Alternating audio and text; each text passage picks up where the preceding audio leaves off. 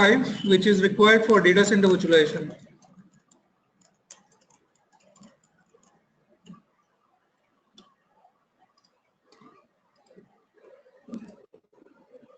So we'll try to understand what do we mean by data center virtualization. So I'll just quickly run through some slides.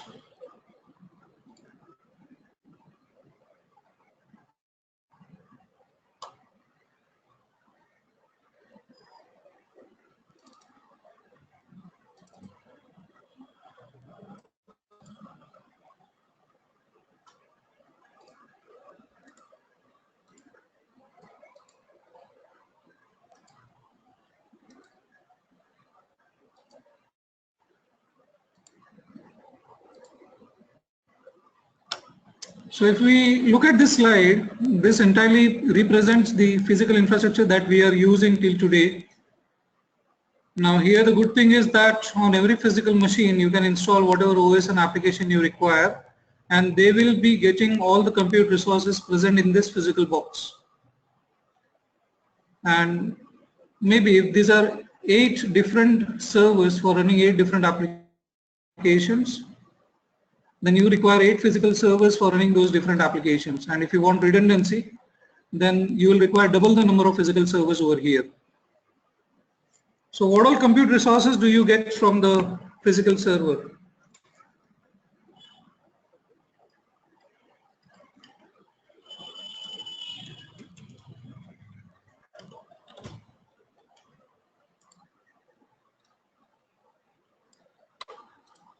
So on the top of physical server, we are installing some server operating system. And on the top of that, then we are running some application. So might be that is your 2008 R2. Maybe you have added Exchange 2010 on that.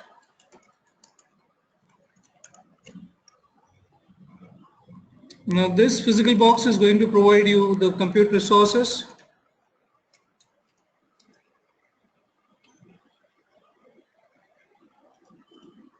It will give you CPU, memory, network and storage. The kernel of this OS will abstract all the resources and will make it that available to your OS and application. Now only in case if this physical server fails for any reason, then we traditionally use clustering option in a physical infrastructure so that you can still have your OS and application available if we are doing the clustering. But for that we require again multiple physical box, so that is going to add a lot of cost for the infrastructure. But if you look at this slide, now this is talking about virtual infrastructure.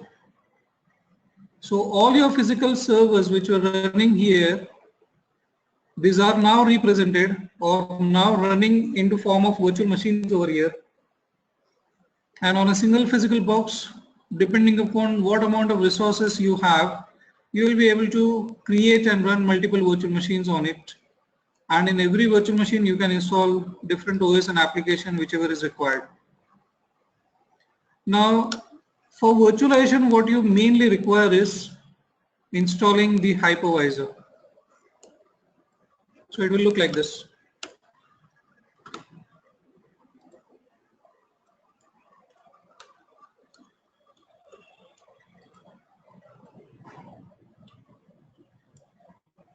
So on a physical machine then, instead of installing any OS,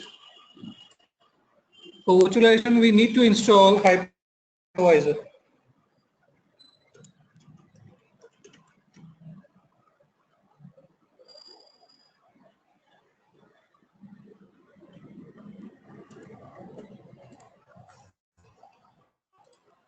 So what is a hypervisor?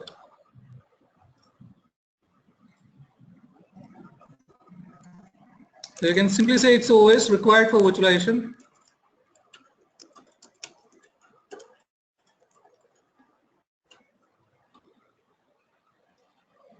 So today there are many hypervisors in the market. Hyper-V is there. You got Citrix Zen. You got Linux KVM. From VMware, you got the hypervisor called as ESXi. You also have Oracle VirtualBox.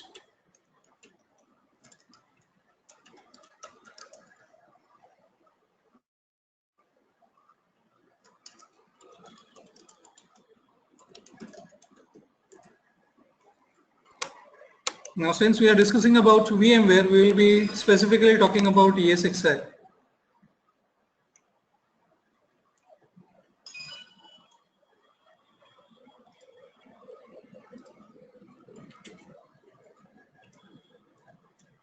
Now, this ESXi can also be termed as POSIX, where you can say Portable Unix-based Operating System.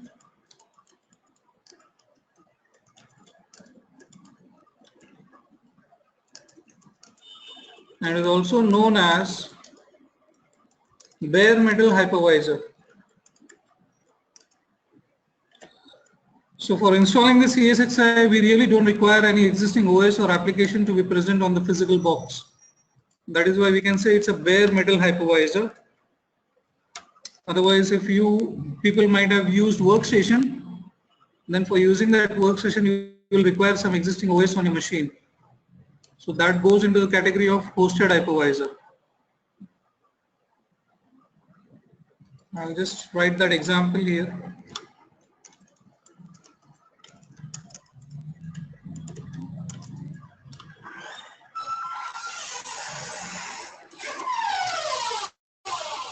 So example here will be workstation.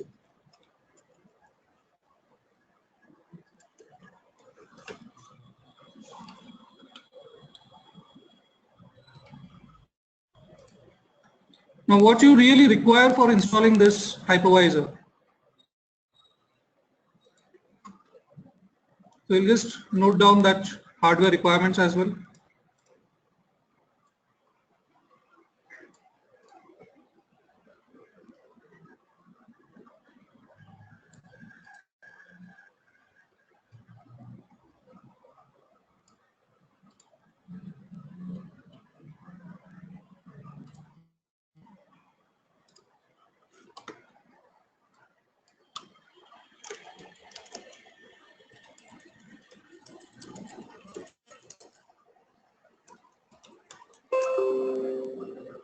So somewhere about 6 GB of RAM.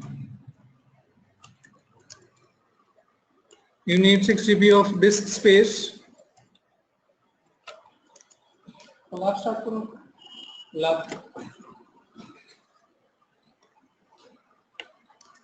We require 2 CPU core.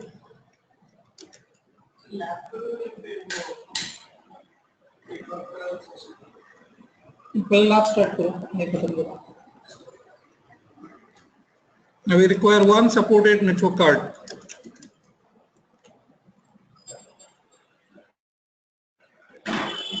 Now for this disk space that you require for installing ESXi, we can use the local disk or we can use SD cards, or maybe you can use USB drive, SSD, or shared LUNs available from the storage. So in case if shared storage is already connected, then we can install this on the storage itself.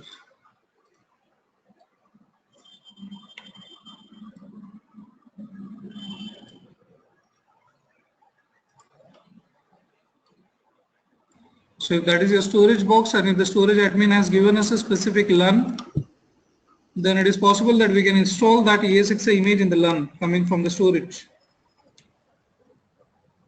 I have a question here. Yes.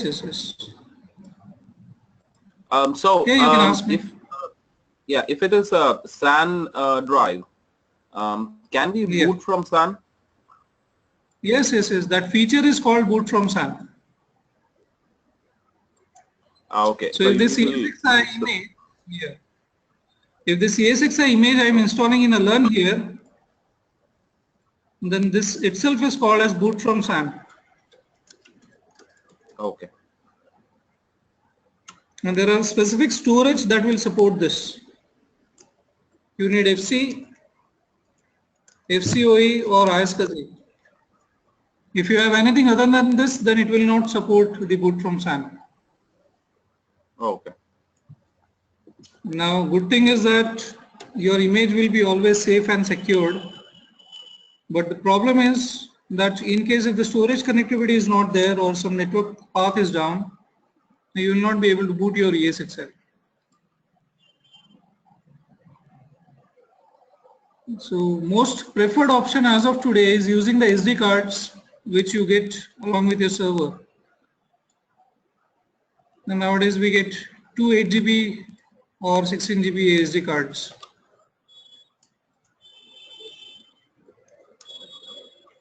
And that is the most preferred option for installing the ESXi image today.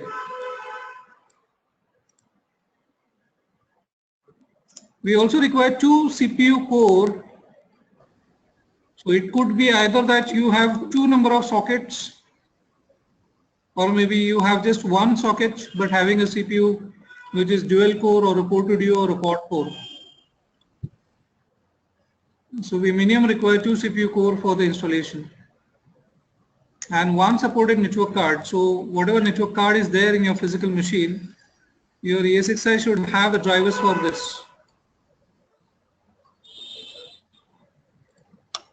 By SD cards, did you mean SSD drives or is it real SD cards? You know. Real SD cards. Okay. You may attach a USB drive. Maybe you might have an internal SD disk also.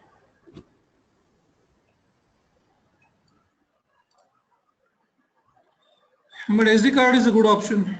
Nowadays you get VMware ready hardware.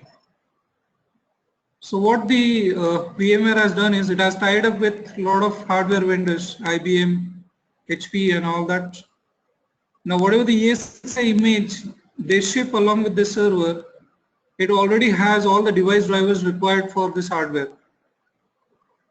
Otherwise, if we fail to check the compatibility of the hardware, it might sometimes happen that we may not have the correct network drivers available in the ESXi. So there is a site where you can go and check this, VMware compatibility matrix. And if you don't have to bother about this, then you have to buy the VMware ready hardware.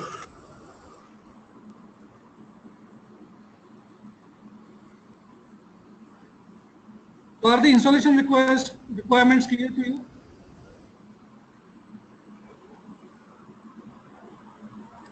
Yeah. Actually, we did the same mistake here in our environment. We are using the IBM hardware, okay? And we were installing latest version 6.5 and we did not check the compatibility, hardware compatibility. So while doing booting from the LUN, we got stuck. The WWN number and the HP card is not detecting. So we try installing the driver from the USB and the floppy disk, but it not work. Then we go to the site and we cross-checked again, downloaded from the IBM side the 6.0, then it does work, boot from the SAN, because the drivers compatibility and inbuilt drivers, I think, right? The vendors, they bind with the vendors. Yeah. Yeah. Now, even in that case, if the customization is done, you need to check with VMware if they can still officially support it. Otherwise, customization is not allowed.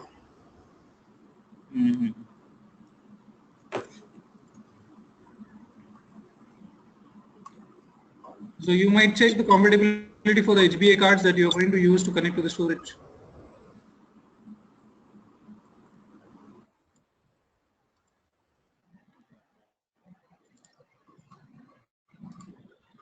I'll just save this.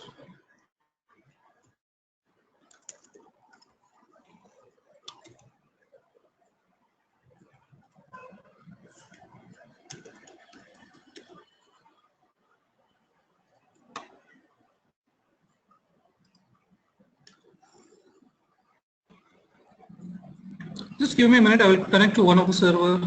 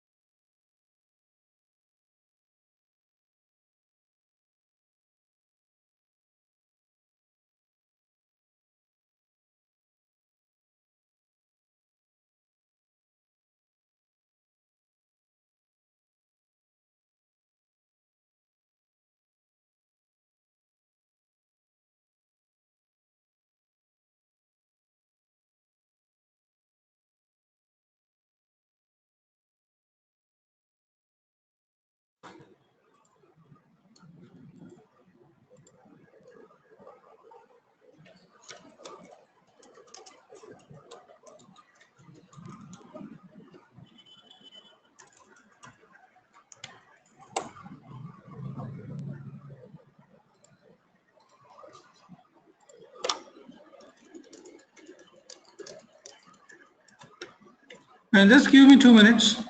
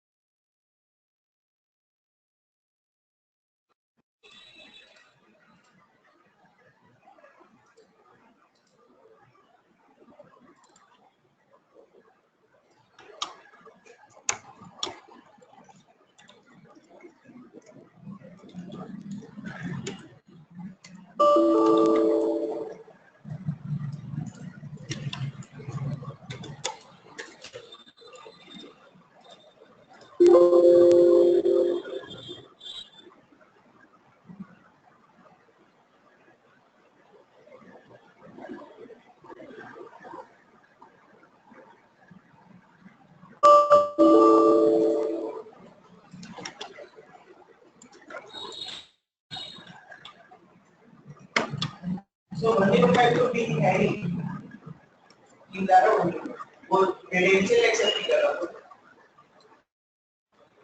अच्छा नहीं ठीक है नए के ऊपर ही continue कर रहे नए पे कंटिन्यू कर लो लेकिन लैब से स्टार्ट करना पड़ेगा. हाँ चलो रिवाइज हो जाएगा और क्या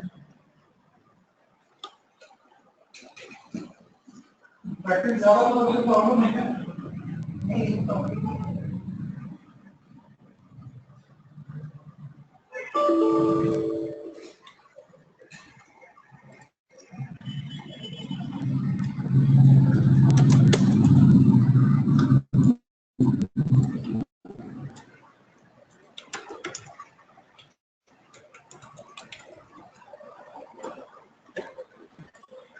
Yeah, Zaid and Sheldon, finally I got the access to this.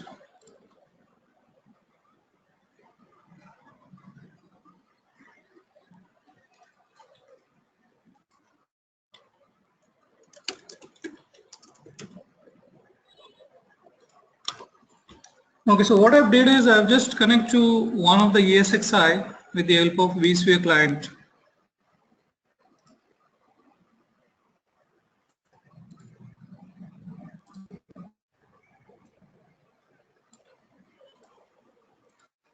So right now I am accessing one of the ESXi. It's given the IP 103.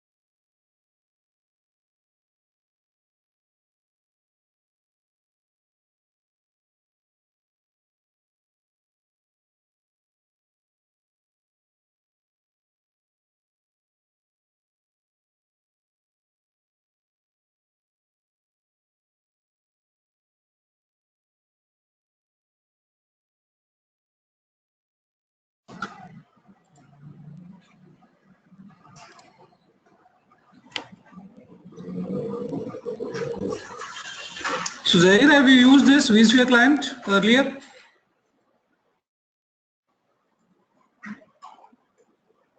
Yeah, I use that. Sheldon, you? Yes, I have. Okay. So what I will try to do is I will check if I have the 6.5 ISO for the ESXi. so that we can install that 6.5 in this. We have got this 6.5 ISO here.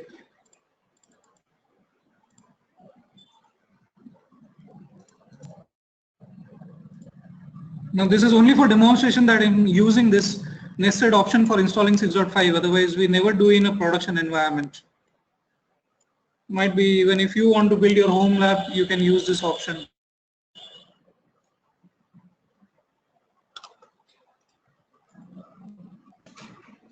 So we are just creating a VM and keeping all the VM files in this data store. I'll go with this version 10 over here. Now, are you aware of this? What is virtual machine version? Sheldon and Zair?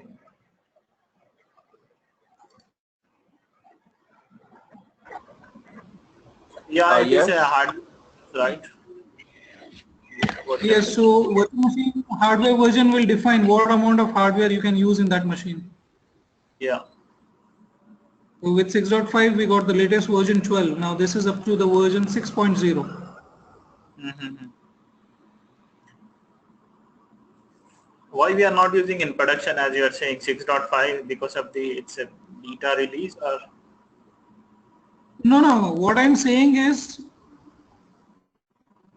what ESXi installation we are going to do now, only for the demonstration I'm doing it in a virtual machine. Ah, okay, And okay. this nested solution is not used in a production environment. I meant that. But Okay. Now for installing ESXi, I can select other Linux 64-bit.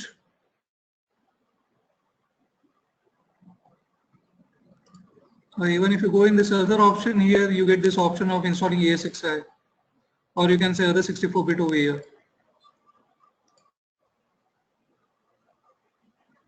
Now this number of CPU core we require 2, so I can take 2 cores over here. Memory we need at least 6 GB.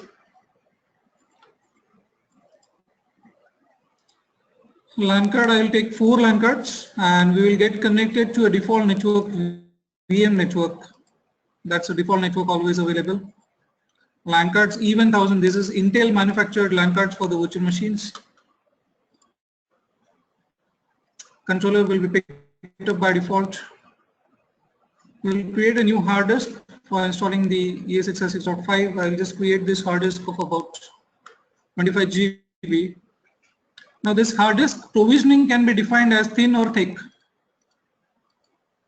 So if I'm saying thin provision, it means I'm not committing all the blocks from my storage right now for this machine. So the space will be provisioned as and when demanded. But if I'm saying thick provision, it means I'm going to lose all my blocks right now for the virtual machine disk 25 GB. It's going to be like this. So after getting connected to 103, what we are doing right now is we are creating a virtual machine, and we selected the local disk of this ESXi to keep the virtual machine file. So I have named this as ESXi 65. So I should get a folder with the same name in the storage here, ESXi 65.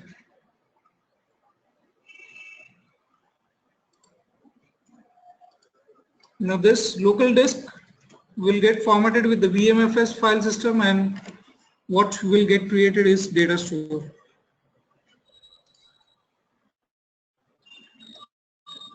Now in this we added 6 GB of RAM,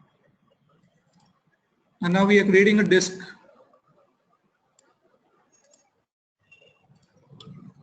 And that will be called as .vmdk. Now if I am creating this disk of 25 GB, from where will I be getting the space for this VMDK? We will be getting the space from this data store, right?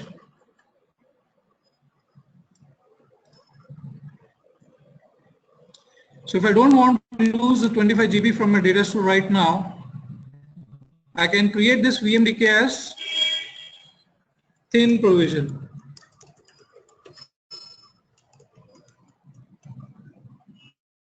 Otherwise, I can say it would be thick provision. So if I'm doing the provision, it means I'm losing all the 25 GB right now from this data store. And this I have got option of using either lazy zeroed or you can say eager zeroed. Now zeroing is the process required before writing the data onto the disk.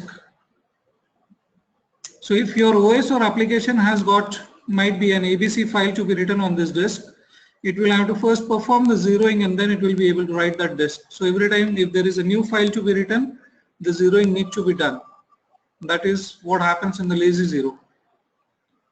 Now in case if you have a write intensive application that don't want to do that lazy zeroing every time, you can present the virtual disk for your virtual machine as the eager zeroed. So all the clusters into the VMDK are eagered proactively. Now your OS or application can directly start writing into it. So these are the three options that we have got here when we are creating the virtual machine disk. So generally when you want to overcommit your storage, you can use this option, thin provision. But then make sure that you are also monitoring the storage usage. Now where you want to keep this local disk, so we can select the location over here. Maybe I can say store with virtual machine or specify a data store where I want to keep that.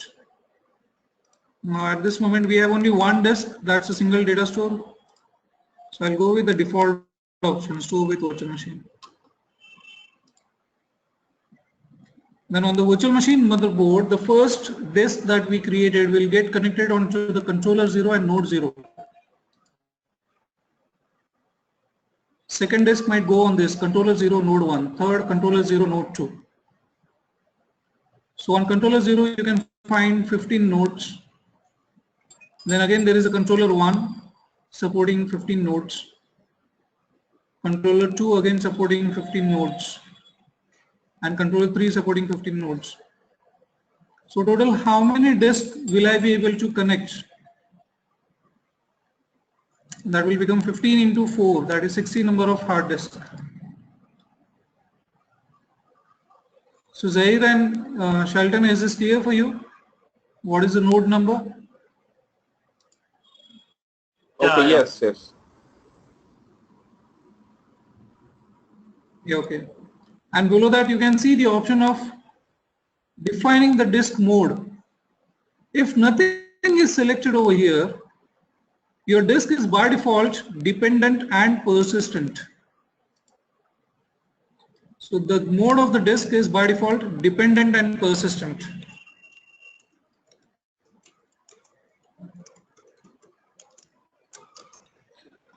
Now persistent means writes are committed permanently onto the disk. It means your data will be saved permanently. There is option to make it non-persistent.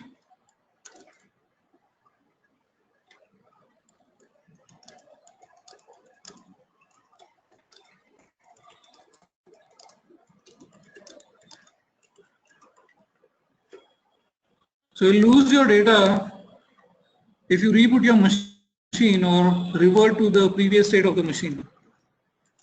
The meaning of dependent is contents of the disk will get captured during snapshot.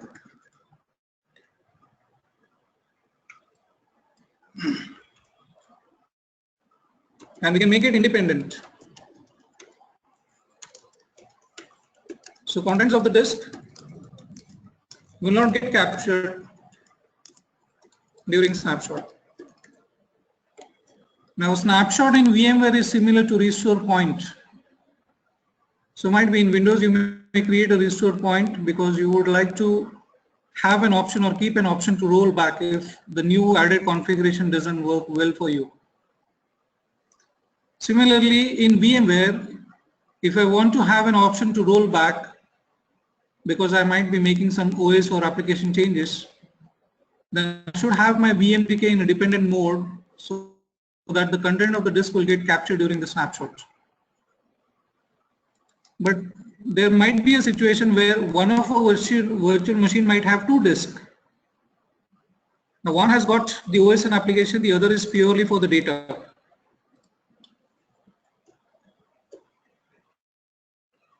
Now whenever I'm making some OS or application changes, it is not going to impact the data disk.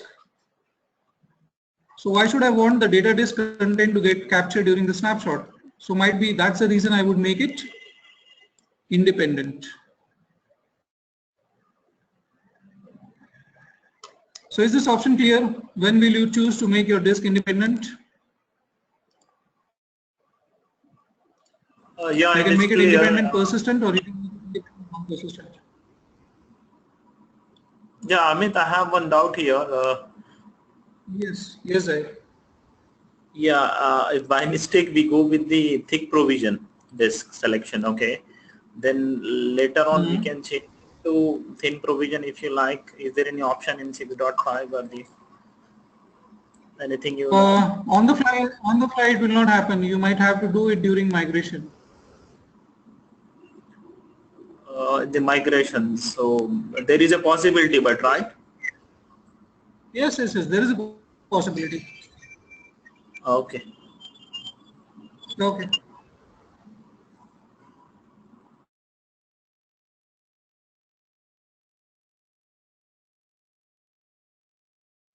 The migration as in like when we move the data store from this data store to another data store, which is configured as thin provisioned. That's how it is, right?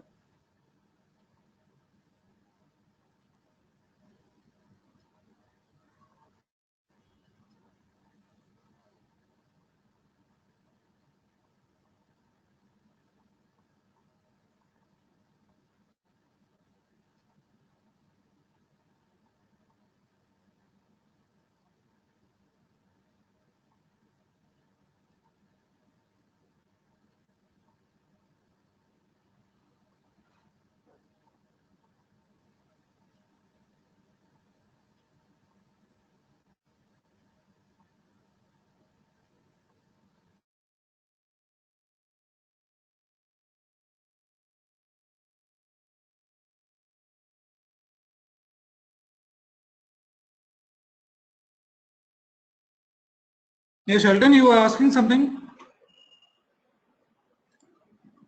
Just clarifying that when you said that you can do this thin provisioning on migration, that Correct. is migration as in that the second drive, that is only when the second drive is already provisioned as thin provisioned, and we move the data from this existing data store to the new data store, correct? Which is already thin provisioned.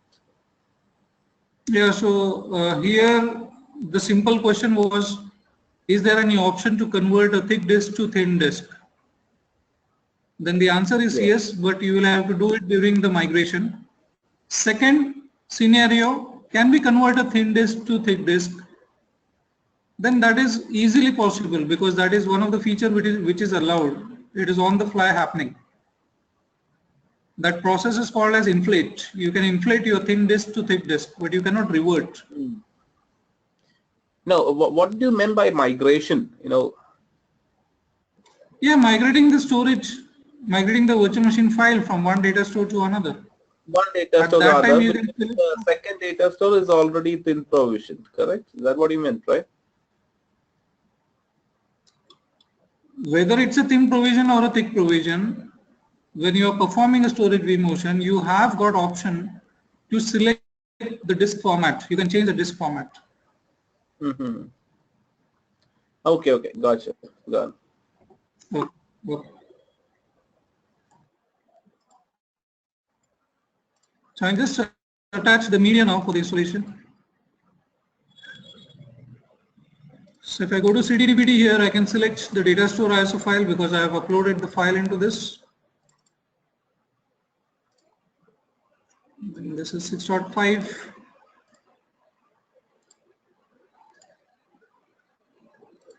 And that's the machine got created over here. I can open console and just power it on.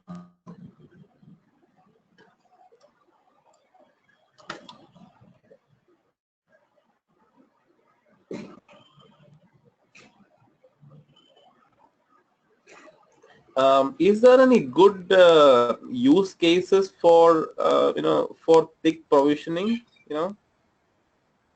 That really we have to do thick Yes, provisioning. so if you check the, yeah, no, if you check the hardware requirement for installing the Oracle in a virtual environment, then they always recommend going for thick provision, eager zeroed. So any write intensive application, we will prefer thick provision, eager zeroed. Okay. Your normal client operating systems are okay.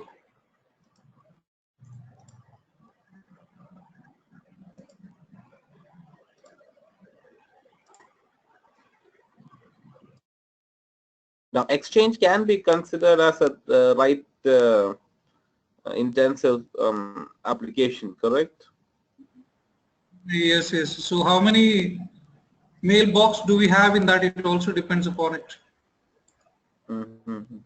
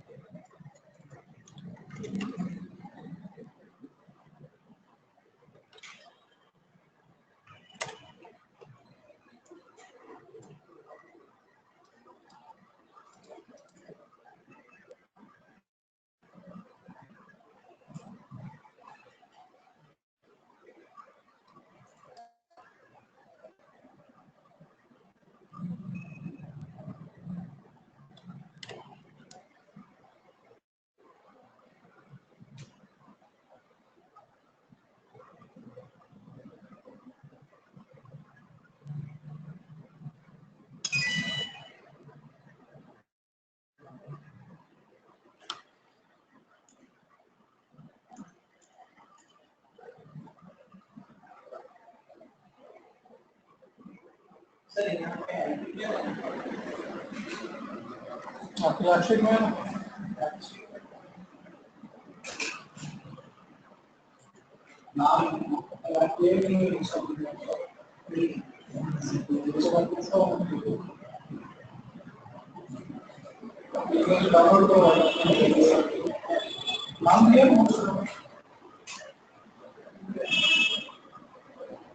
Student भी use करना है 02 हो जाएगा आपका post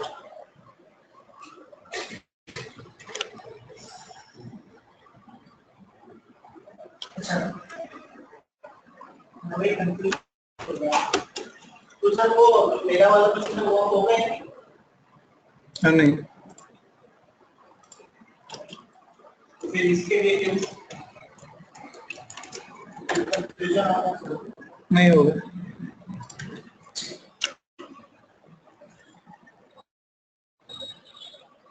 मैं उस पे काम कर रहा हूँ तो हो गया एकदम 3:30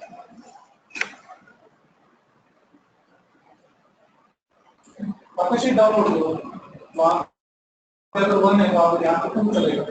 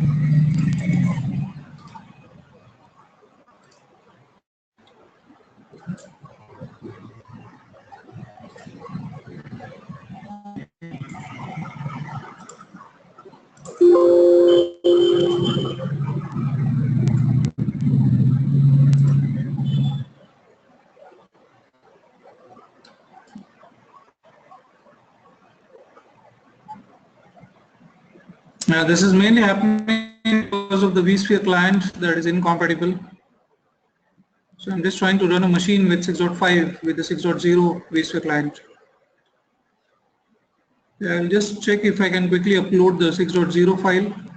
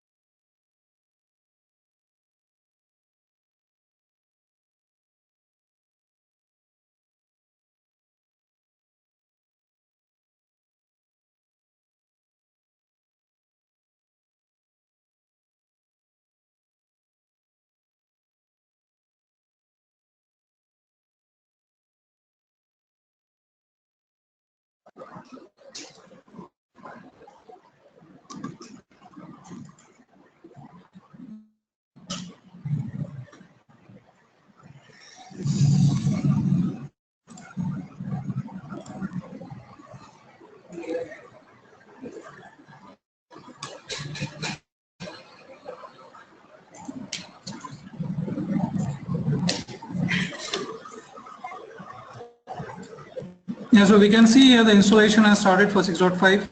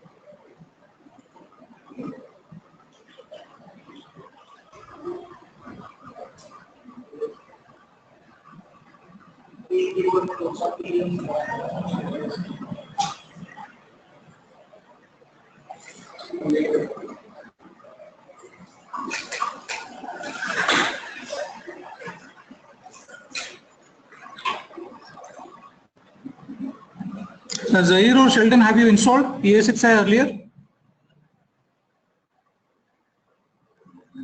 I did couple of times, but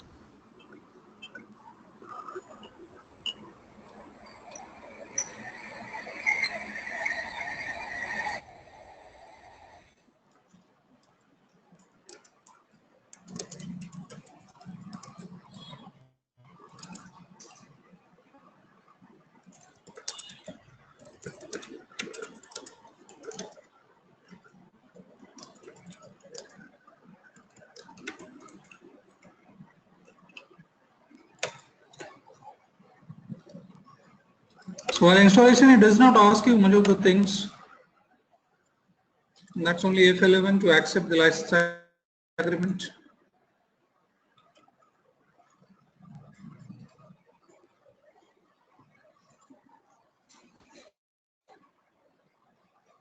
Now here you can select the disk where you want to install, in a local disk or the remote. So if the shared storage would have been connected, we could have used the option of boot from SAM. And that's the keyboard language, US default. So I'm just setting the password here for the root account.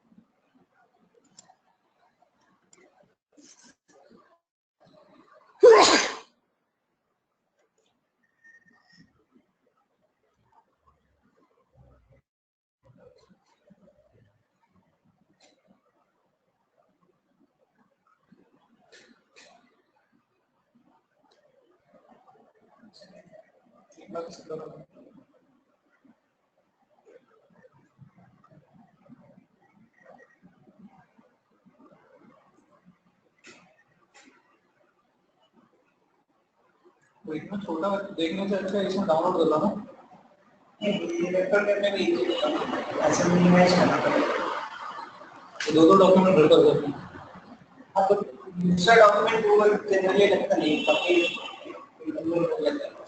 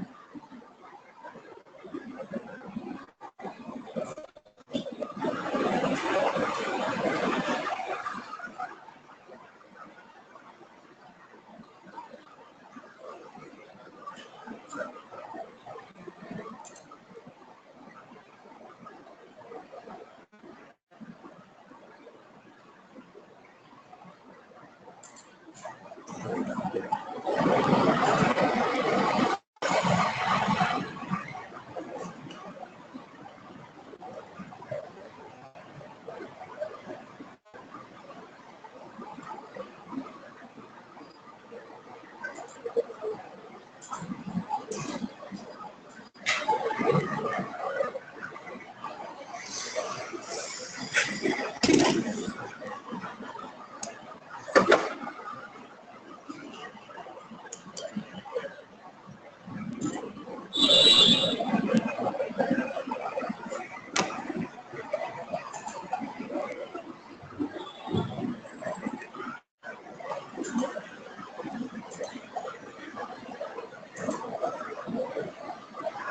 that DNS मैं domain में मुझे change करना है, मुझे change नहीं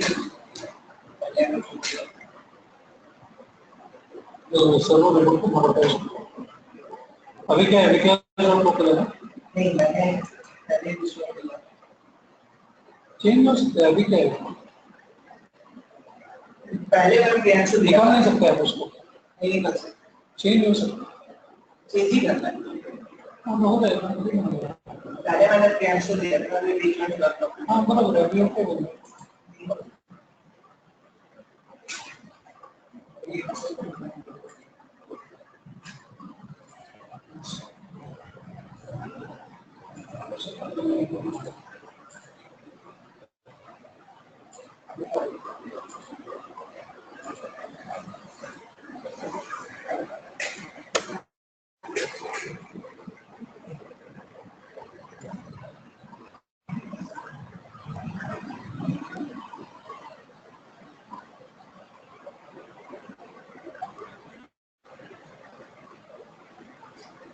sir ये laptop access के लिए कब तक मिलेगा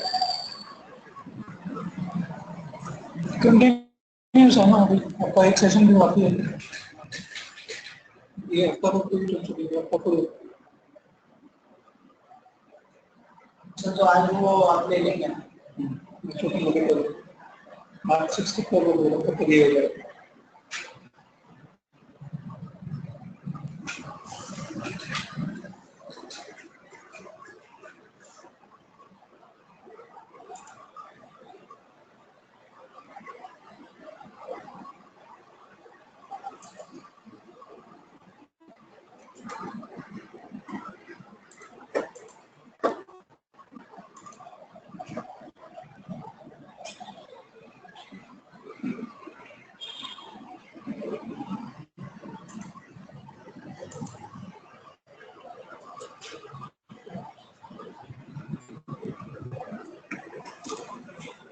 Okay, so if you see here, we have got the IP from the DHCP for this. That's 192.168.0.110.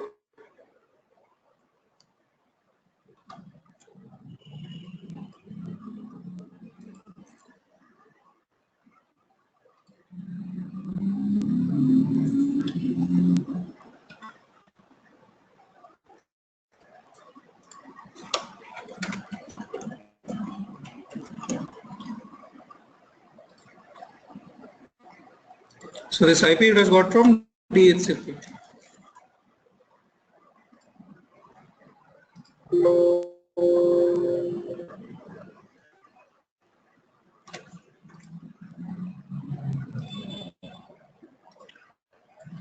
Now before putting this host in the production, we would like to customize some settings for this, and only then we will be able to use it in the production. So to customize, I have got option to use F2, or I can press F12 to shut down or restart. I'll press F2 here.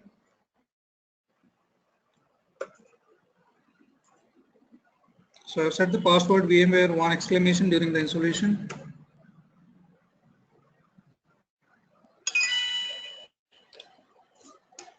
So here we can configure the password for the root account, which we already did during the time of installation.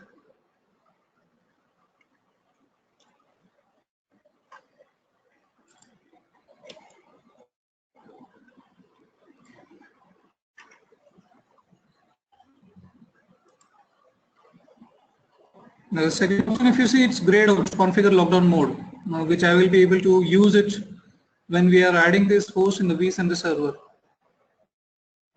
So we will definitely discuss that during the vCenter server. Then we got the third option, configure management network. Now here I can see the list of all the network adapters present in the ESX tab. So we got one network card. The status is showing us connected. That's a good thing.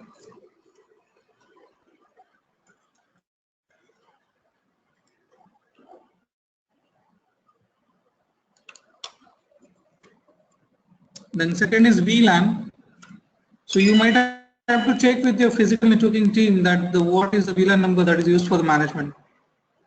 So if they say they are using VLAN number 55, we can enter that value here. It means it will be accessible only on the VLAN number 55 for the management. But anyway, if there is no VLAN for the management, it's okay. You can still access the ESXi with the IP address.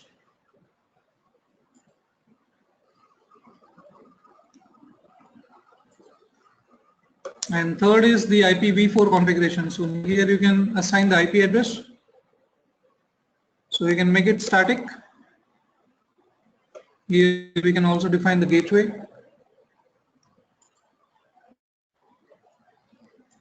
Then similarly IPv6. Now usually if we are not using IPv6, better we disable it, otherwise it will keep on negotiating with the DHCP for the IP. Then DNS configuration over here. So DNS also it takes automatically. We can set a static IP. Now who can give you this information about the DNS? Zaid? Yeah, the DNS settings will be like our system administrator or the network teams. Yes, correct. So you just ask your system admin what is the primary and what is the alternate DNS, and then you have to assign the name for your host. My ESXi01, which I will be keeping in my Bombay data center. Here I can enter the domain name. So this is going to be your company name.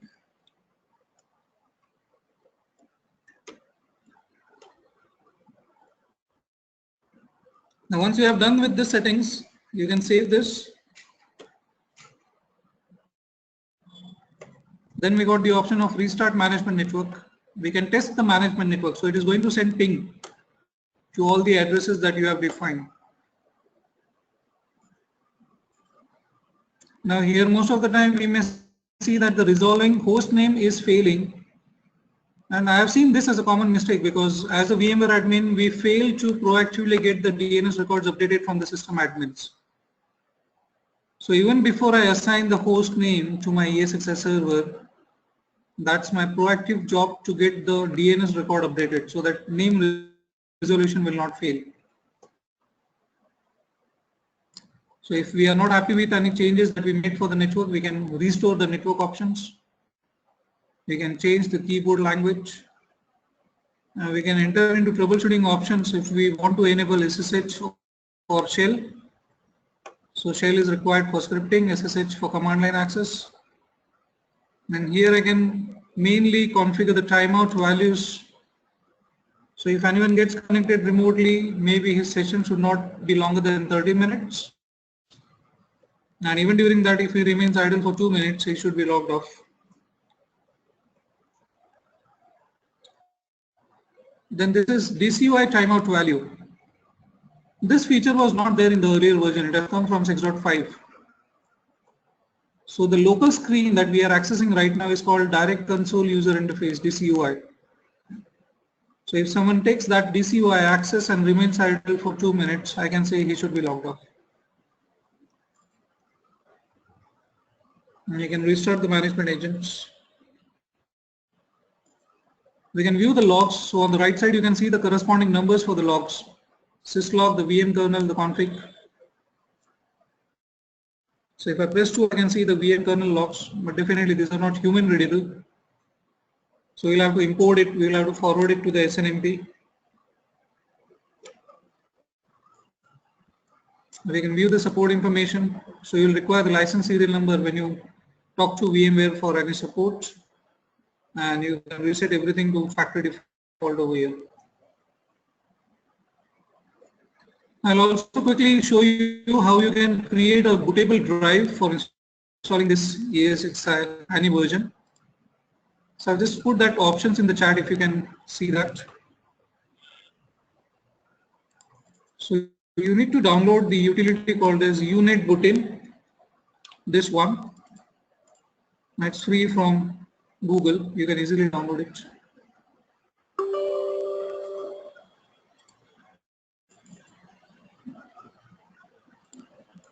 And then here you attach your drive and you just browse the file. So that's 6.0, 6.5 installer. And just say okay, it will copy all the files within minutes. You will get your bootable drive ready. So I put the name of this utility in the chat. Maybe you can copy from there.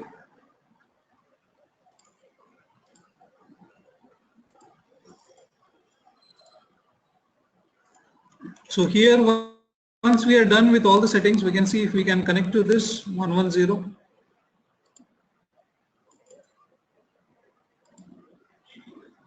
So all I have to do is, if I don't want to use a Windows-based application, in 6.5 now you don't have that dependency. You can use your browser.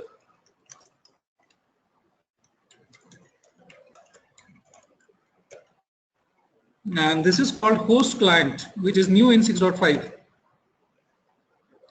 Otherwise, we were earlier using vSphere client for the first time to get connected to the ESXi. Now you don't need that.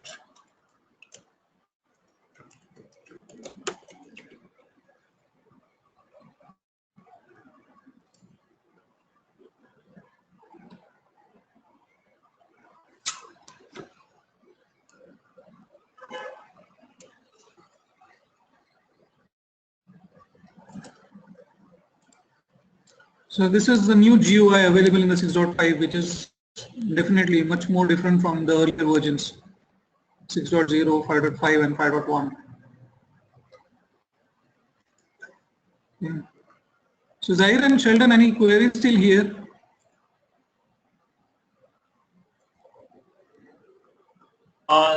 This is similar to the VSphere web client. VSphere web client is similar, apart from because it's browser based, yeah, it looks like much more web clients, but it is not actually a web client. So we have this is a host client. Host client, web client, right? There is no concept of what we call vSphere client, right? Yeah. Yeah, vSphere client is there, but you don't need it. Correct. Now, I just have one question. Somewhere in the previous slide, that is, about the root password. Yeah, do we have a method to reset the root password for the ESXi? So if there is a lot of work around, and to do that work around, the time that will be required, that will be enough for reinstalling the ESXi. Yeah. This is always but what about the VMs? But what about the VMs and all, which is already there inside the ESXi? You can preserve your you can preserve your VMFS data store as it is. Nothing will happen to the VMs. Okay. Okay. We have that preserve option available. That's a normal option available in any OS. So even Windows, if you are installing on an existing Windows, so it is going to save the previous Windows folder, right? Yeah. Here also it does the same thing. If it identifies that the data store is already formatted with VMFS, and if there are any contents in that, then it will give you option to preserve that and reinstall. Otherwise, you also get option of upgrade. You just go with the upgrade option. That's it. It's not going to do anything to your disk contents.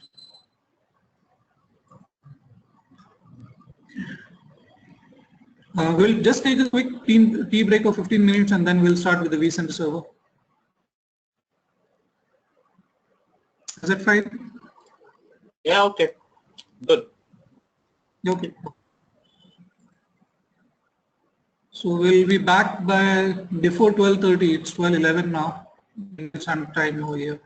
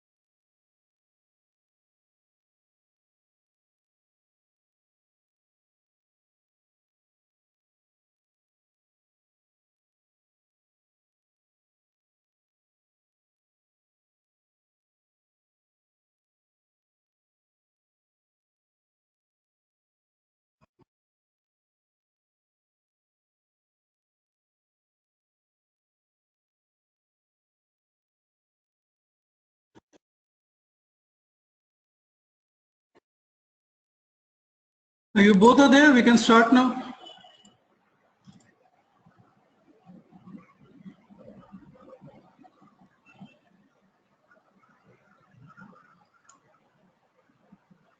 Okay. Sheldon, you are there?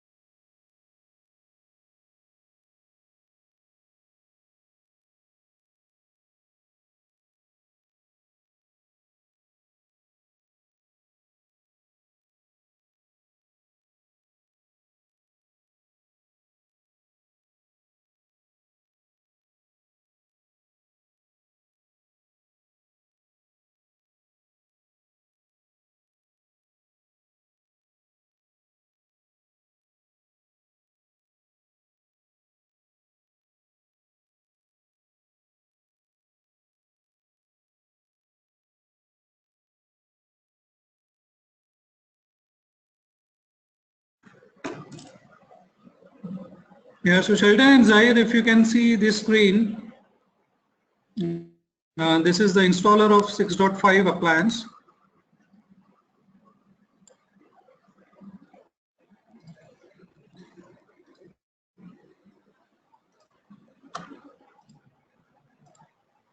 It's going to be like this.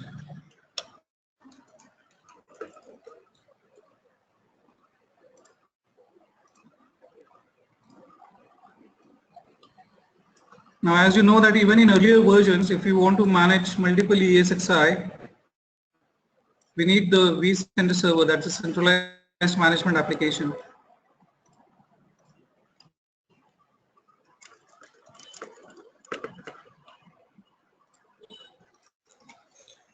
And then we can just add all this ESXi in this vCenter server.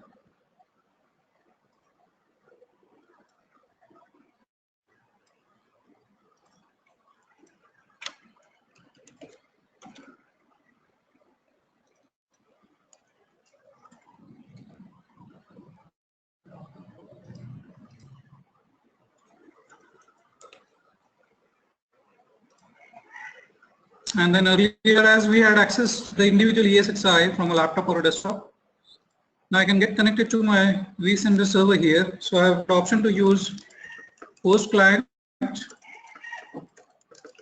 web client,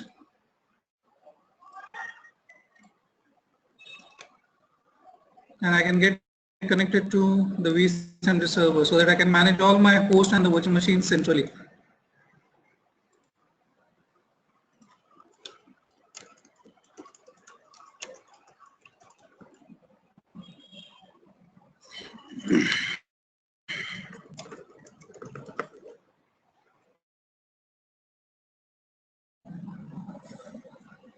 Now this centralized management application, that is your vCenter server, you have got option that you can install it on a Windows machine, or maybe you can go with the Linux appliance option.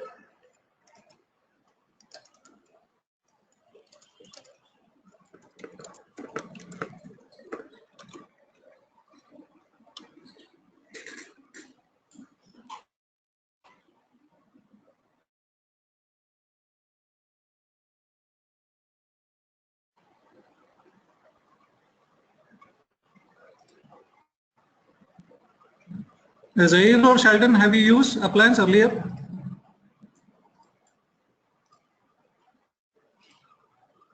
Yeah, I have used appliance. Yeah.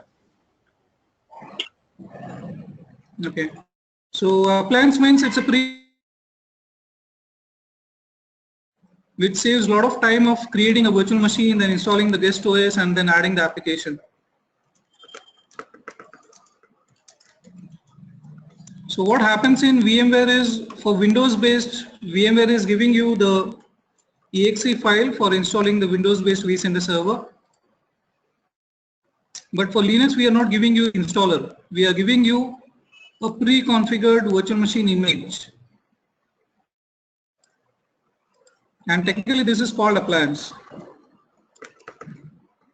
And this might have .ova or .ovf as extension.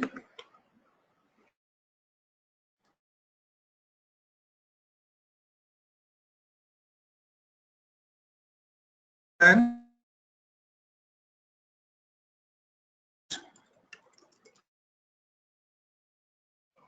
now if you are using appliance, then the good thing is that you don't have to install the Linux operating system. It's pre-installed. You don't have to buy the license for it.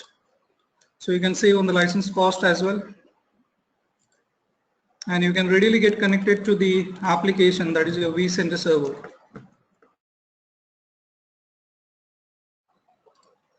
Now the deployment of this appliance in the previous version and 6.5 is a bit different.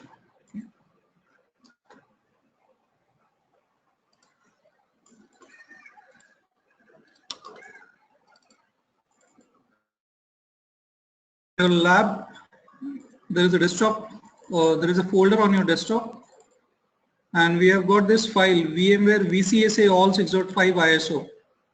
That is for your appliance. Now if I double click this, I get this UI installer, user interface installer for the vCenter server. I can go for Windows 32. I have to run this installer.exe. And the earlier page we got from here itself. So you can say install, upgrade. You can migrate from your existing vCenter server to the new appliance, and you can restore the previously created one if you have a backup for this. So if I go for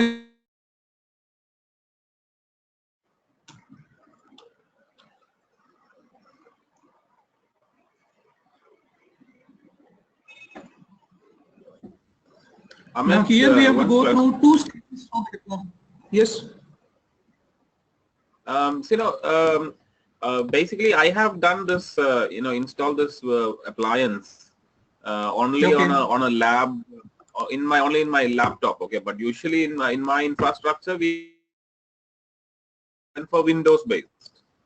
Now, is there any limitation, or which circumstances can we use appliance? The appliance we now prefer a lot because that saves the licensing cost, and it's a quick fix for having deployment of the vCenter server. You don't have to install the operating system. It has taken care of the plugin requirement. So previously there was a limitation about the database server that was used in that. It was not supporting certain number of hosts and the servers, but now the embedded database of the appliance is much more stronger. So you may not require to integrate the external Oracle or Windows 1 here. Okay. So is it still this VPostSQL, PostgreSQL, or something else now from 6.0? Yeah, it's the same VPostgres, OpenSQL.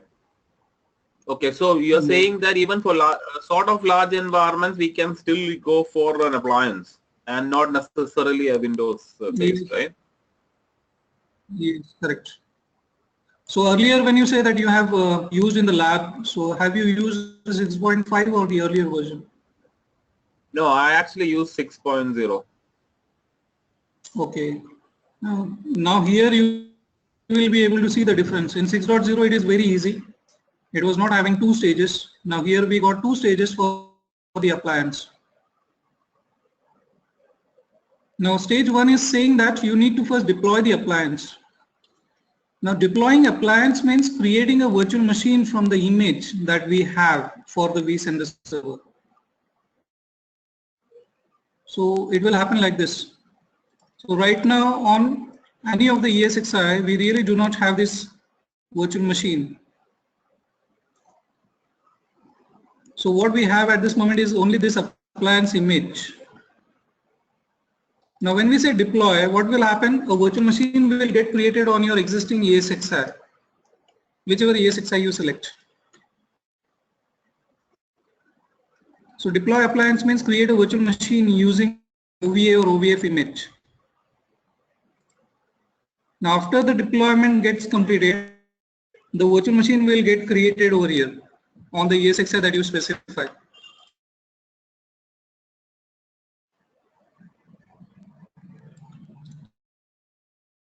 Over VM.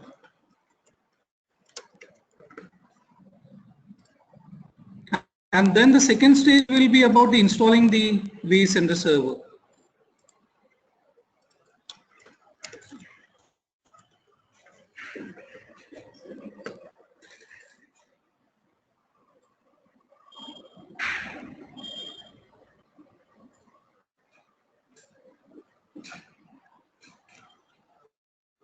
So Zair, is it clear what are we doing in stage 1? Yeah, it's clear. Only the thing is appliance, we need to purchase the license, right? This one we are going for. We have to purchase license, then only we can, and it will deploy only the VM, then only the host will be installed. The guest we have to do manual installation, right? The server, vCenter server. So anyway you have to purchase even if you go with a Windows based or a Linux based. Okay. If you are going with the Windows based, then you have to buy the Windows license also, right? Correct. So Buy a Linux license. the OVA and the OVM format you are saying, for license, Linux we don't need, not require the licensing, right? For Linux. Right. So if I'm using a vCenter server that I have built using this appliance, I don't have to buy the Linux license. Correct. It's an open source operating system. So the So I will be appliance, saving this cost, right? this appliance, the OVF format, the OR OVF format file doesn't contain the by default operating system like Windows or Linux. So we have to go again the It installation. only contains Linux. It only contains Linux. It doesn't have Windows. Okay, because of the licensing. Okay, fine. Yes. So VMware is not distributing appliances using the Windows operating systems. Right. Yeah. Even if you want some another combination like Linux and Oracle, you get the appliance for that. You want a proxy server, you want a VPN, you get appliance for everything today. Yeah, I had that one. OVA format, we are getting all the open source. It's free. Correct. See, it's very long back that we stopped using physical CDs and DVDs because we are using ISO. Now you may not even use the ISO images because you are getting the options to use appliance. If you have ISO, still you have to create a virtual and add the application. But if you have appliance, it's a pre-configured virtual machine image. So you don't have to really create a VM and do the OS installation. That's the benefit of using an appliance. Will we be installing the Windows-based vCenter as well? Yeah, so what happens is, what happens is the stage 2 is common in both the cases. So whether you're running it for the Linux or the Windows, it's going to be the same. Okay. Okay. Now in none of the VMware training, they have added the installation options in your labs. This is for the first time that in 6.5, they have given you option to install ESXi in a nested environment and also deploy this vCenter server appliance. Otherwise, in all previous versions, the installation was not part of the lab at all. Okay. So we are going ahead with this stage 1, deploy the appliance. So I can accept the license agreement over here. Now from 6.0, they have changed the architecture of the vCenter server. Before 6.0, we were just getting a vCenter server, which was installing single sign-on, inventory service database, and the web client.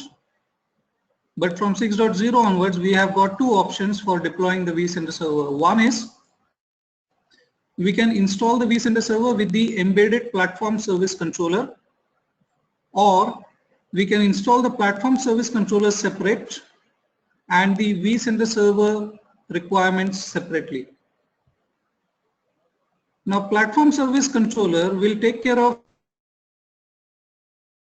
plugins and the API integration available for the vCenter server. Have that separately created on a separate virtual machine, and you can also then later on install the vCenter server along with that. So if we are going for a large distribution or large enterprise solution, we will prefer this external platform service controller.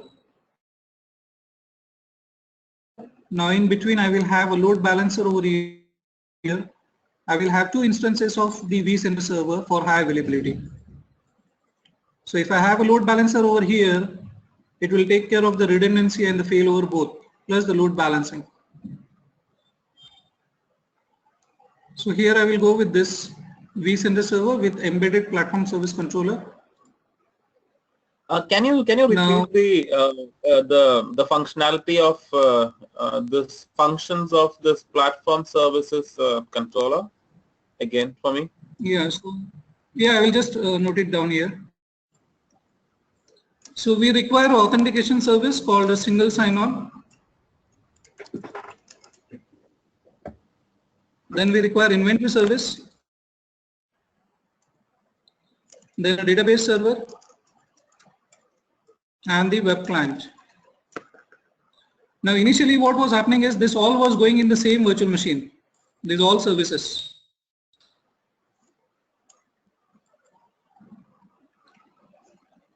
Now from 6.0, we have got a component separate called as platform service controller. So this will take care of the SSO required. Then your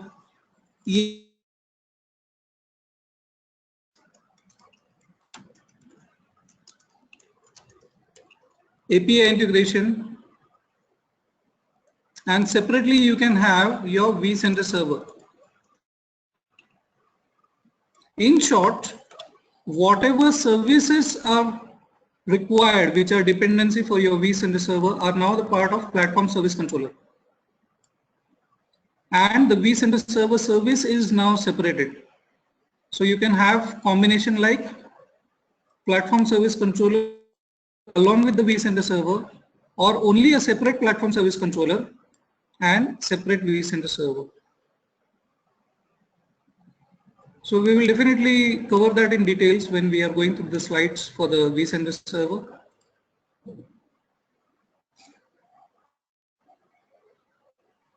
Now here, for deploying the vCenter server with the embedded platform service controller, you need to specify that which ESXi you want to put that host on. So this will be the name of the ESXi on which you want to add the host.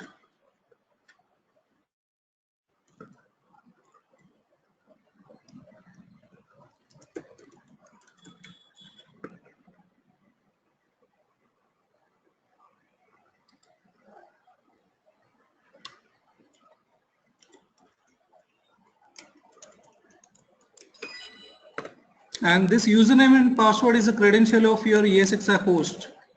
So this is name of the ESXi server on which we will be deploying the machine for the vCenter server.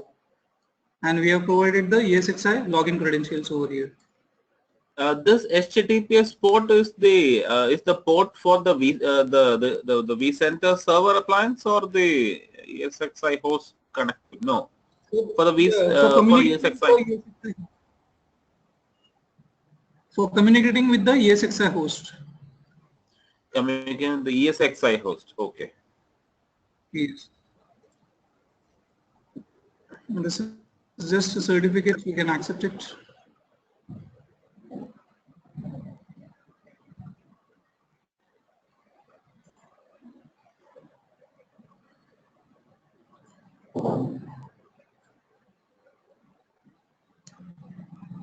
Now here I can give the name for the vCenter server appliance. So I'm just giving some IP over here.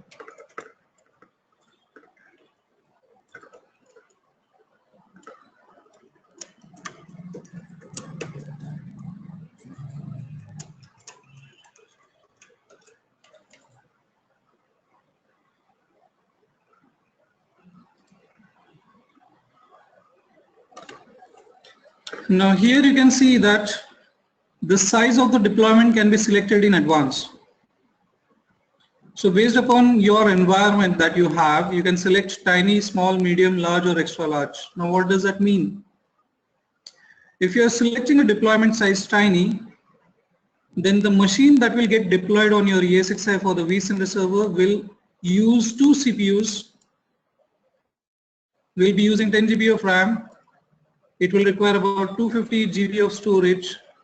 It will be supporting up to 10 hosts and 100 VMs.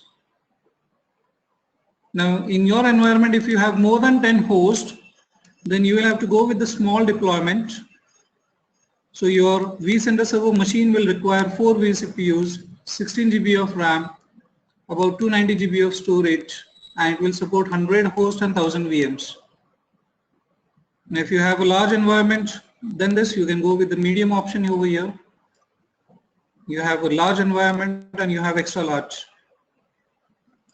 So till the version of 6.0, we were limited up to this 100 hosts and 1000 VMs. So 6.5 embedded database is now giving you options of using your appliance to this extent. Now you can have appliance for 2000 hosts and 35,000 VMs also. So that's a very big improvement in the 6.5, especially for the appliance.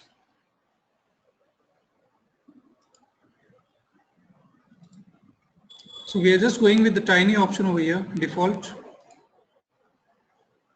I can enable the thin disk mode because I don't want to lose all the space right now. I'm storing it in the data store 1. So I want to get connected to the default VM network over here. The system name, IP address itself will be used as a system name over here. Or you may be giving some name, but you will have to first create the DNS records for it.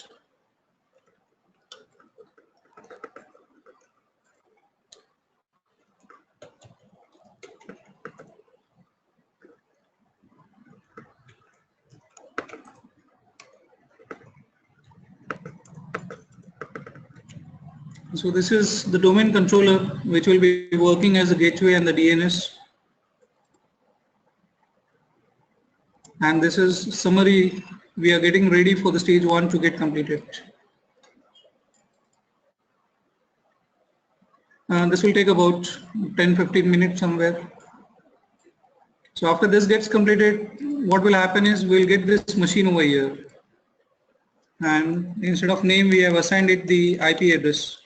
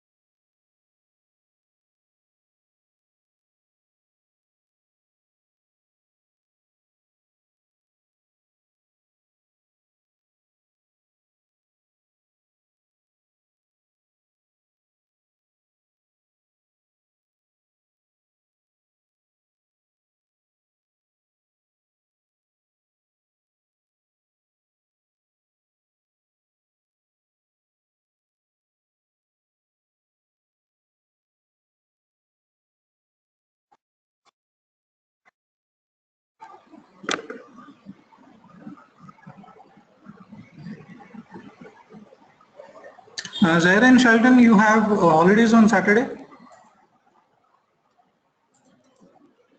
That's correct. Yeah, okay. So Sunday is working for both of you? Yes, yes. We are in the Gulf, right? Yeah, We have right. our holidays Fridays and Saturdays. Okay, Friday and Saturday. Yeah. Sheldon, what is your native? I'm from Kerala, Cochin. Okay, okay, from Kerala, Cochin. Any plan to come back? Yes, yes. Planning actually another 2 months time. Okay, okay. Now, how long you had been there? In fact, quite some time actually, from since '97, I should say, since my parents were here. Okay, okay. You Big know, time. yeah.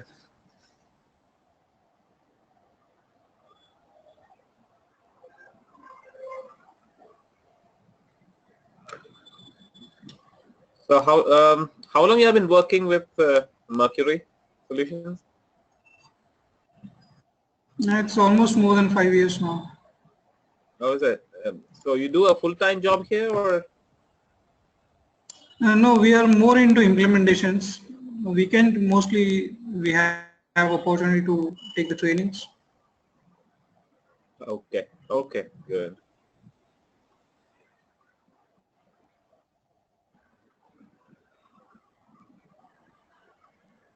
So you're from Delhi? You're local of Delhi, or? No, I'm from Bombay, Mumbai, Oh, okay. Cool. and right now I am at Pune.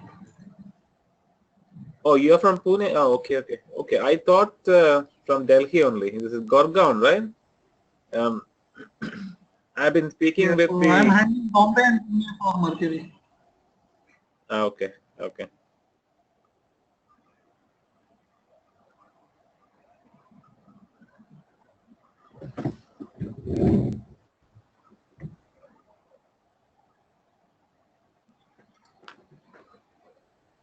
Zain, how long you are working there? From past 4 years, 2013 I joined. Okay. Yeah, before I was working in Saudi for 3 years. So right now in Dubai, yeah, Dubai for 4.5 years now. Your native is Hyderabad? Yeah, I'm from Hyderabad.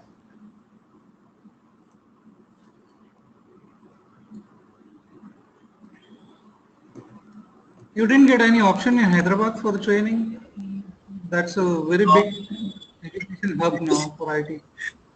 Yeah. That's what I was wondering. How come I didn't get anything? Yeah, I didn't try first of all because one of my colleague attended from Mercury. So I thought of going for the same because this is the authorized one. I told you like I attend 5.1 training, VSphere 5.1 from Hyderabad, VT Guru, okay. But this is only the training without like the authorized training center from the VMware. VT Guru personally, I will never recommend to anyone. Okay, yeah. This is only for the if you want to brush up your skills, like then you can go Yeah. for this. Yeah, the lab purpose and all, then you can refer this. There is some problem. Yeah, so there is some, I think, corruption in the RPM file that is there. So this is taking pretty long time, like because of the server installation and all these things inbuilt, right? So it will take some time. Yeah, sometime definitely.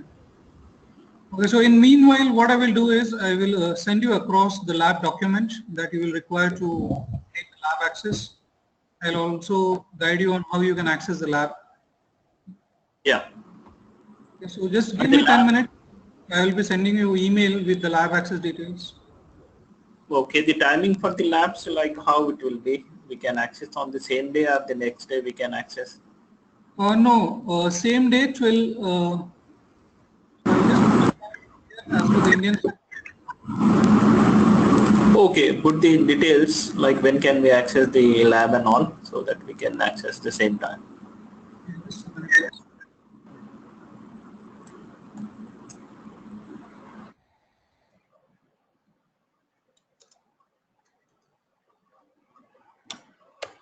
So till tomorrow morning, 8 o'clock, you will have access to these labs.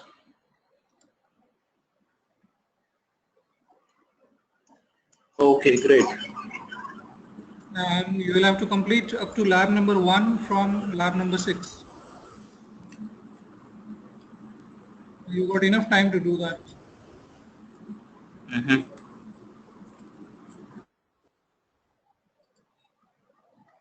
Okay. Just give me 10 minutes. I will send you an email along with the detailed access of the labs, and then I'll show you how to access the lab also. And meanwhile, you can just take a break and come back. All right. Okay.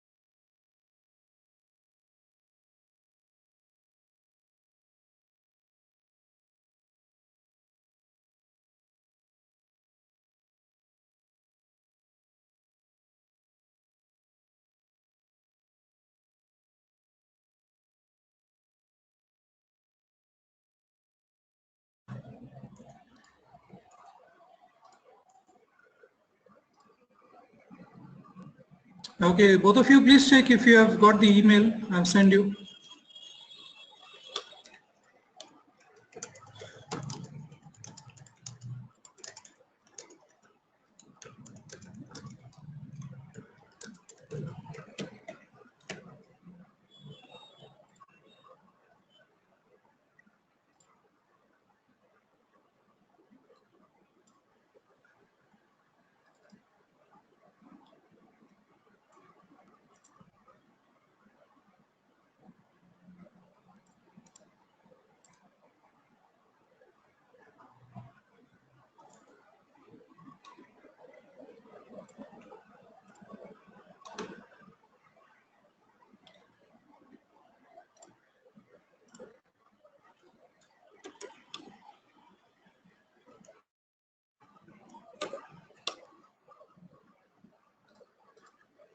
Yeah, Zaire and Sheldon, can you check your emails, please?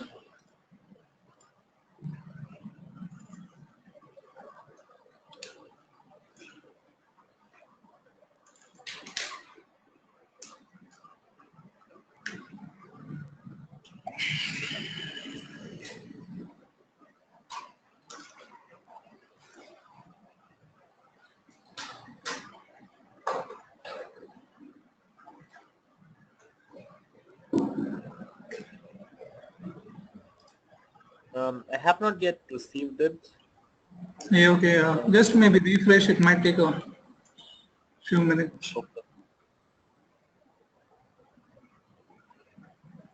So once you receive, I will have to make one of you a presenter so that we can see how to access the lab.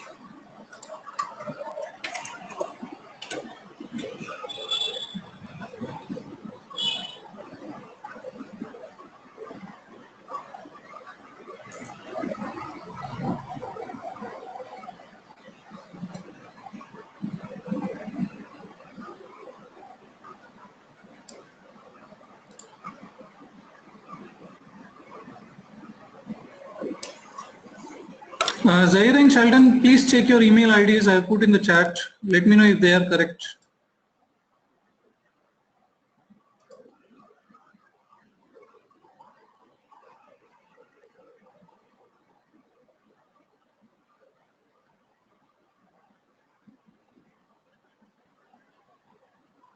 And that's the same, right?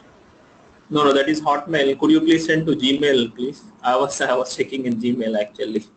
Okay. Because this was the one that was given to me by Isha.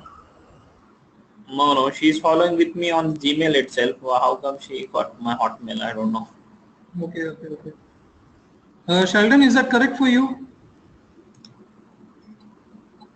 It already. Let's forward it again. I received the email, okay? Yeah, okay.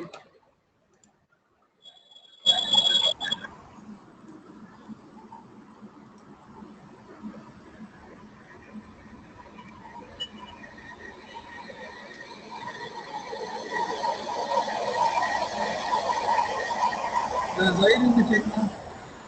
Yeah, I'll check now.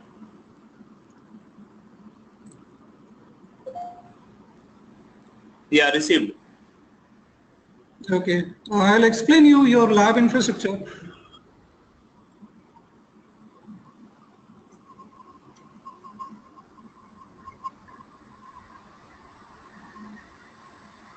To access lab, you require two RDPs.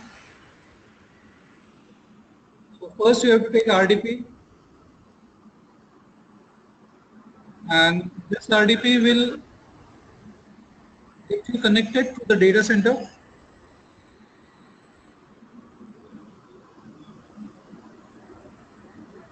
And you got some username and then password here for this RDP. From that desktop, again you have to take second RDP. And now for the second RDP, instead of name, there is some IP address given in the email. I've written the names against that.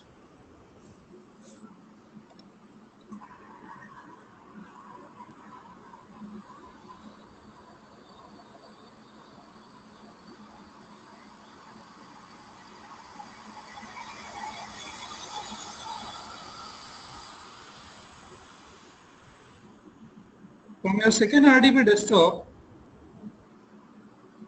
you will be able to use a host client through the browser.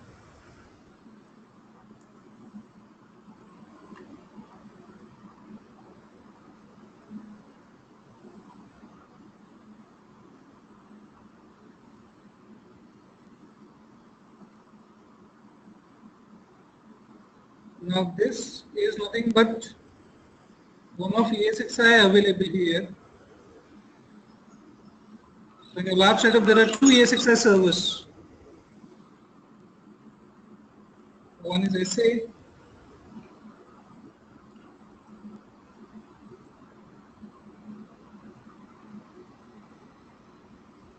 and the another one is SA ESXi 02.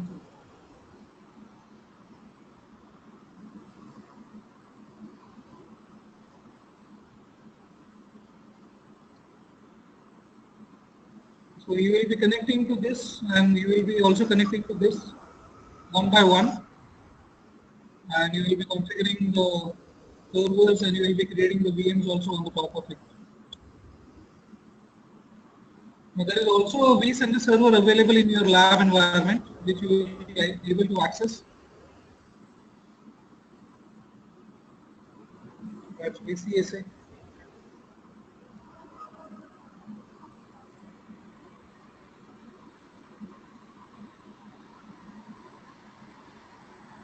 What I'm doing right now is maybe I'll make item the presenter so that we can see his screen. And please download both the attachments that I have given you.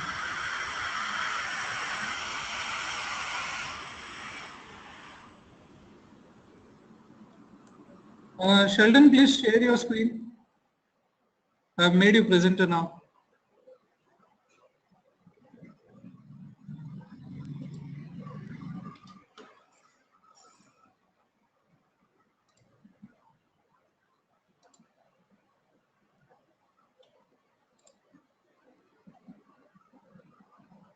No.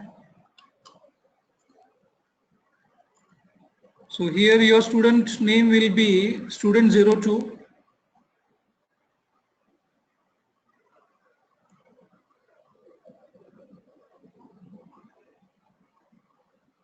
Yeah, that's the password.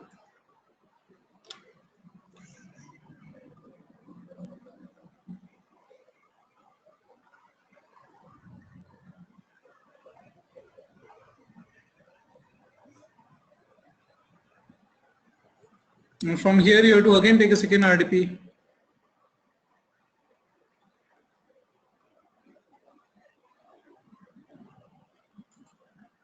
Correct. Zahir, you are able to see that, right?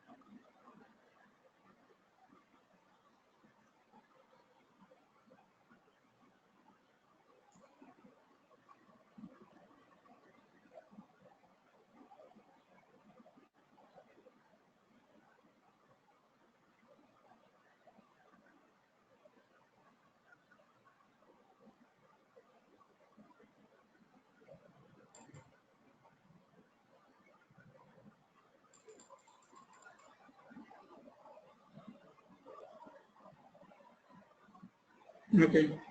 Now you open the two attachments that I have given you, Sheldon. Two attachments. Okay. Yeah.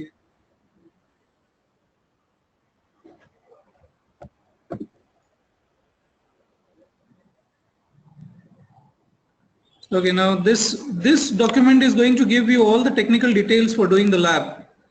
Username, password, IP addresses and all that things for the respective lab.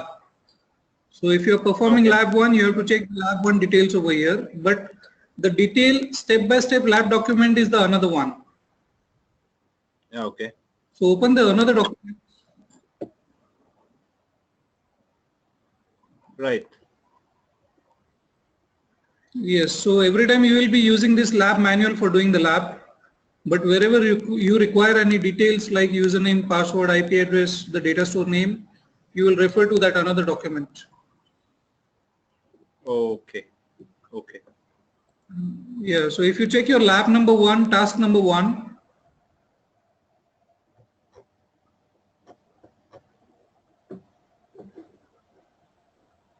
so in lab number 1, the task 1 is to access your student desktop, which you already have done.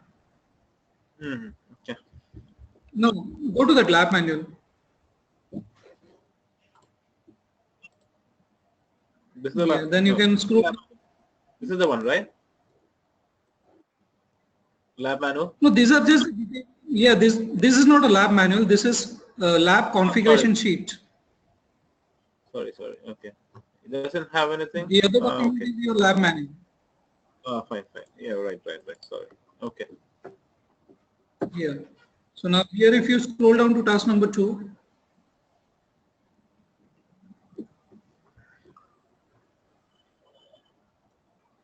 yeah, so you have to start with this task number 2 now.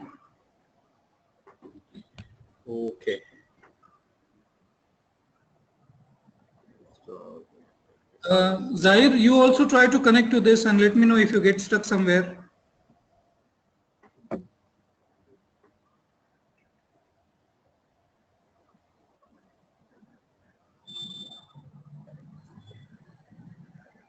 Yeah, I will connect now. Okay. So are you saying to go ahead and do this, or we go? Yes, you start with this because it will take some time for you to get acquainted with this. Okay. Yeah.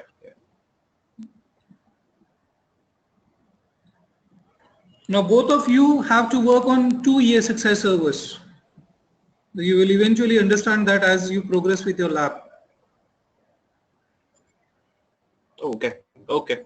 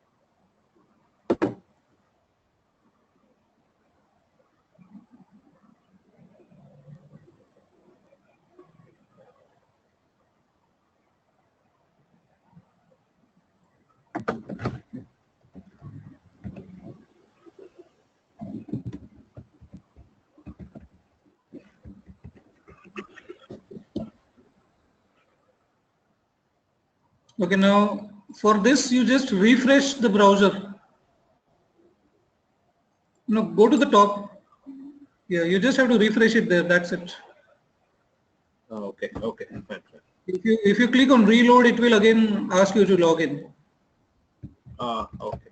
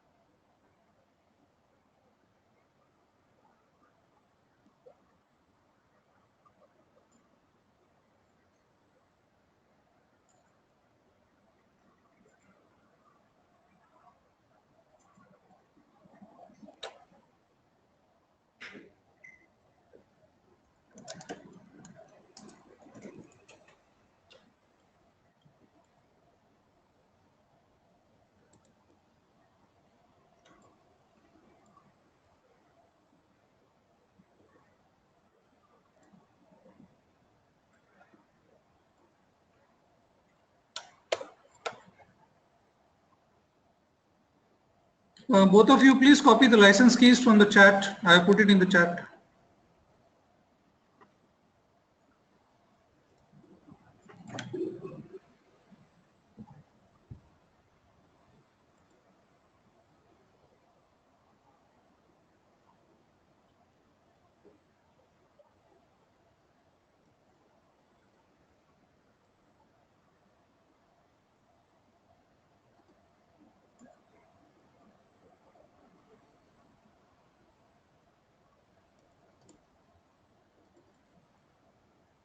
So your first EA6S server has got two data stores, data store 1 and the local 01-2. Now if you browse the local 01-2, you might find some installable files in that.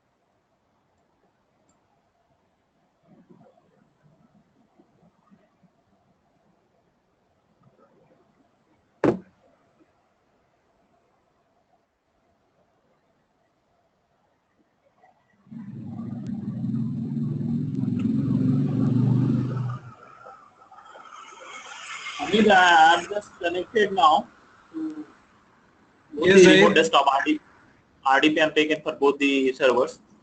Yeah, okay. URL. So Yes, I'm just so as you can see that you need to use with this board document.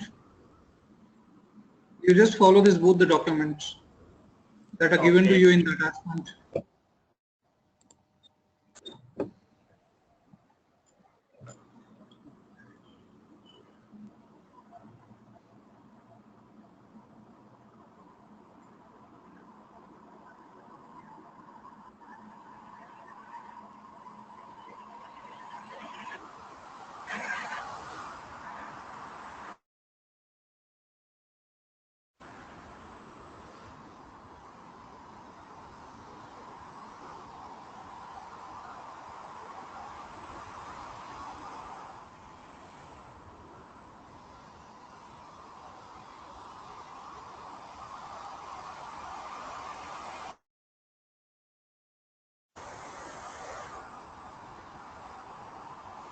And then click on the virtual machines.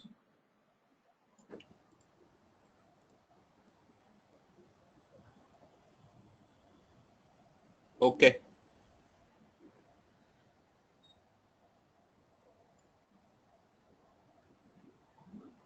Shall I create one?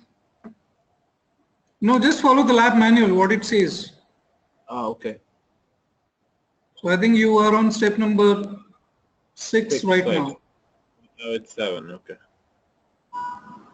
You have to right click the VM and go to edit settings. So just select it.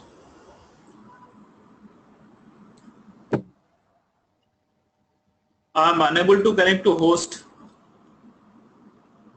Yeah, Zaire, I will make you presenter. Just a minute.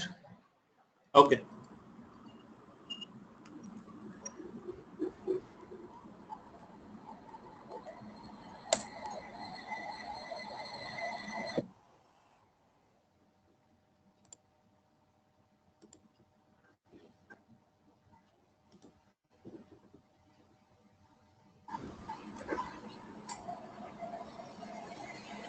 Zaire, just a minute. Okay.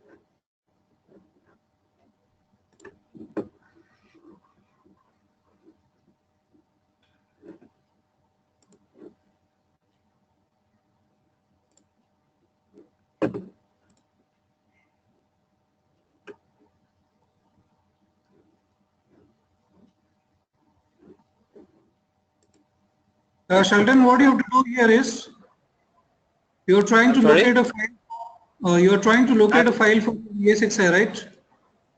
Yeah, I'm trying to find the ISO file. Yeah. Yeah, just go to browse local 01-2. Yeah. Okay, now Not click on the upload. Click on the upload. okay. Ah, fine.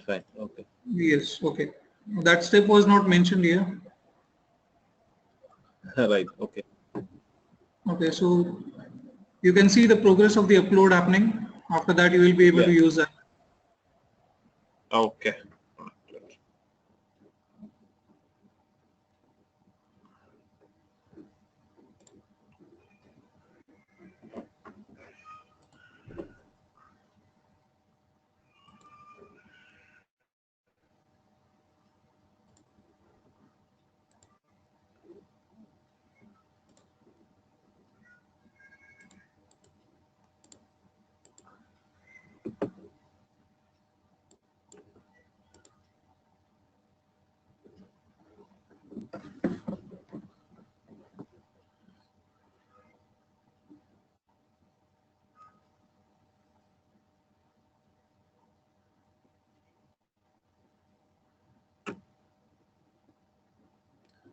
Amit, this VM already have an ESXi OS, I guess, right? No, it doesn't have the OS. Okay, you selected this. Okay, fine. Okay, because we selected that media. It will automatically take it that way. Okay. Yes.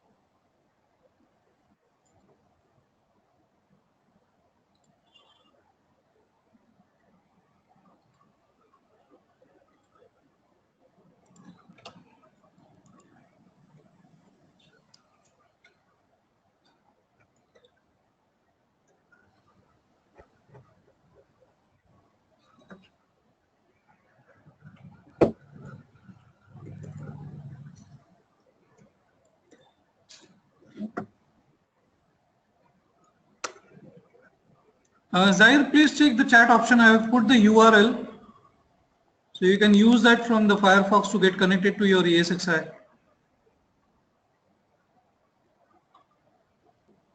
Okay.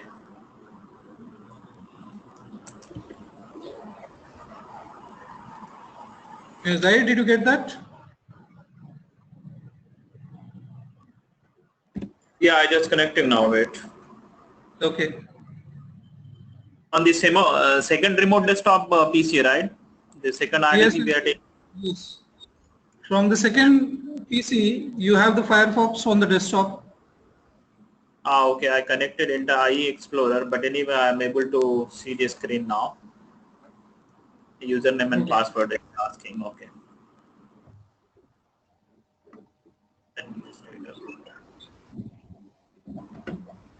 For your ESXi host, the username is, I think, root, and the password is the standard lab password.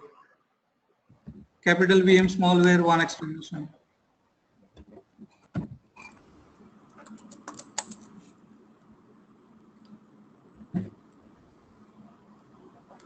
Yeah, connected now.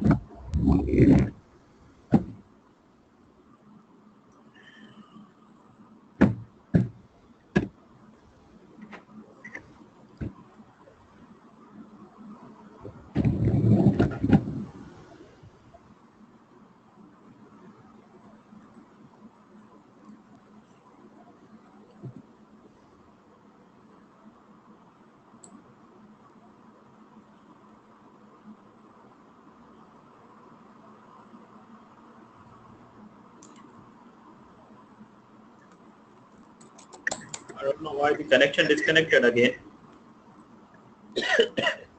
Oh, you don't say reload, you just refresh the browser. Okay. No, my RDP connection disconnected. Okay, now in case if you are using a Wi-Fi and if there are going some packet drops happening, then this RDP is connection oriented, so it cannot handle that packet drops. Remote During the desktop. training or while doing the lab, you have to have a broadband connection, wired one. Yeah, I'm using the wired only, but it's still a remote desktop connection cannot access this 10.192 workspace. You guys are getting drops.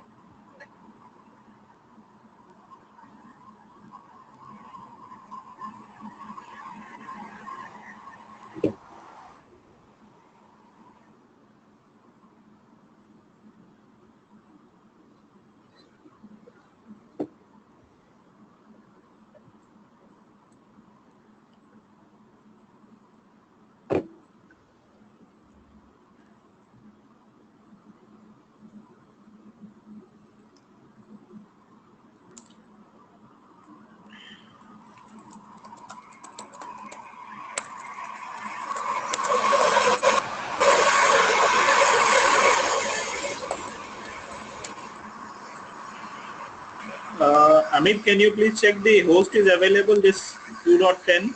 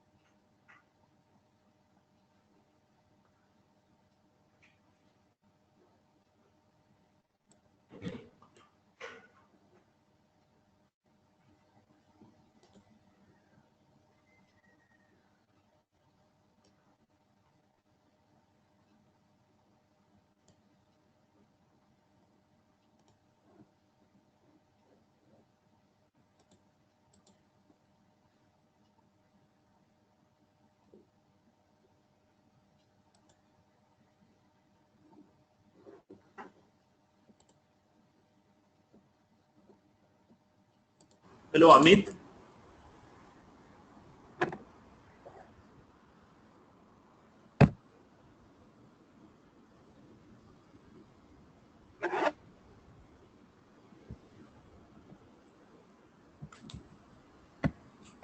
Hello.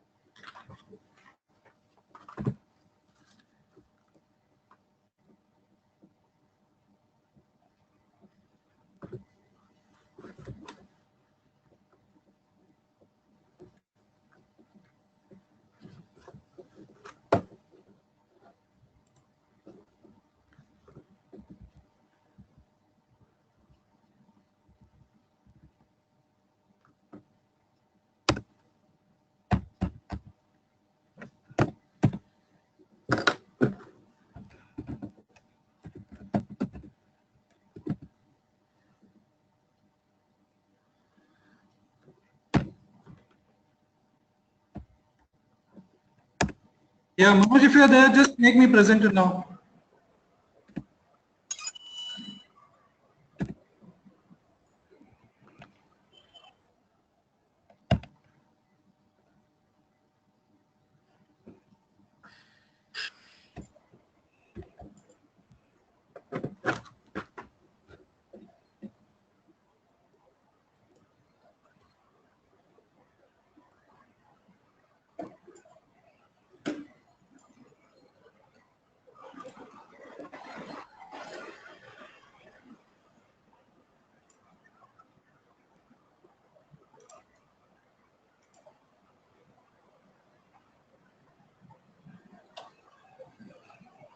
Yeah, Ishwar, Manoj, can you please make Zahir the presenter?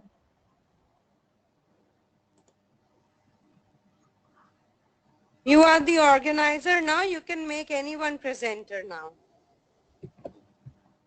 Thank you for that. Yeah.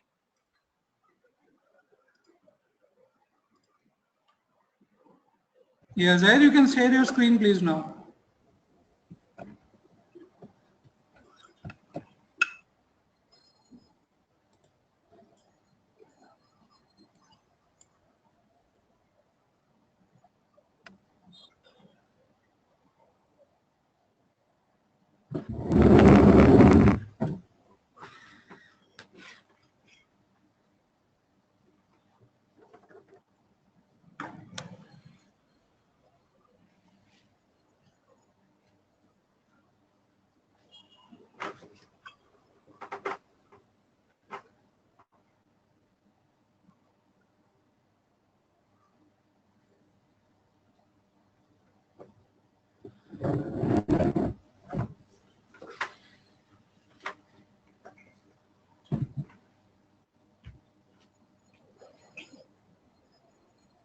Sheldon, you are able to use that machine, right, for the ESXi? Yes, yes. And I Okay, so configure the network as well, and the host name and the system's okay, backup. Yeah. okay. So Zair, just give me a minute. Let me check.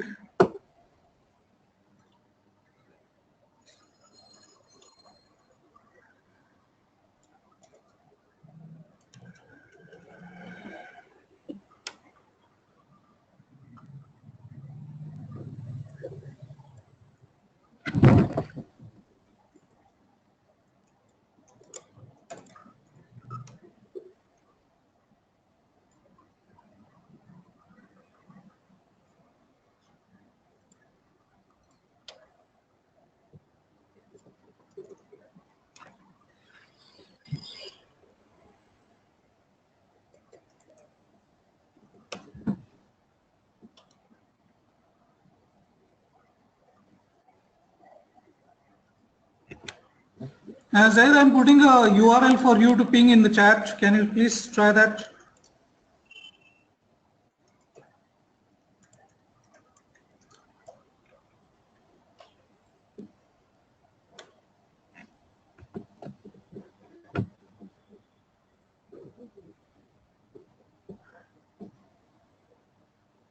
Yeah, Zaid, from your main laptop or a desktop that you are using, just try to ping the URL that I put in the chat.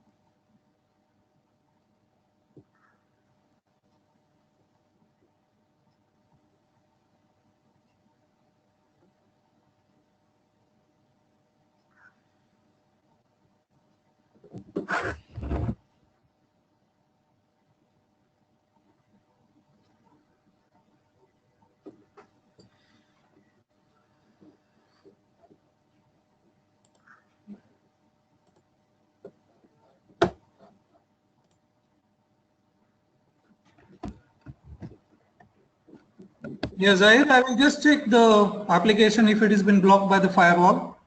So I'll set another IP for you and give it to you.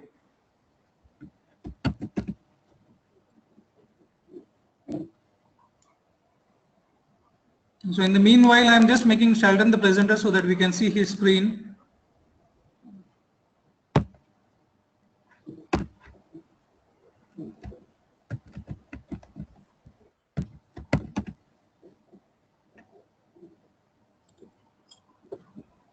Now, Sheldon, yeah, that's your screen. Yeah.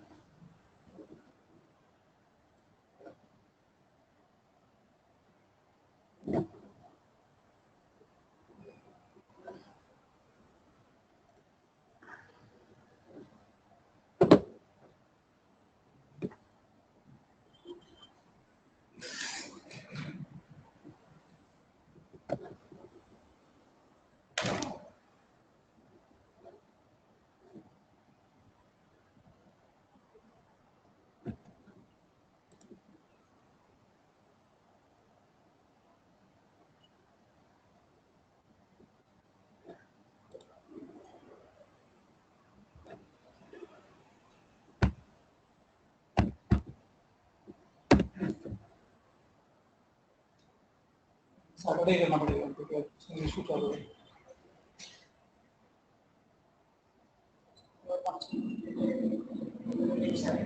हाँ मेरे को at least 1 या 1.5 घंटा लगेगा और ये अभी एक लैब का इशू है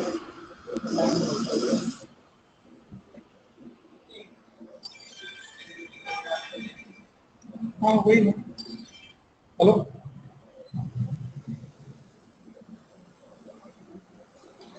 ना चाल तो कोई वांदो नहीं इसके लिए present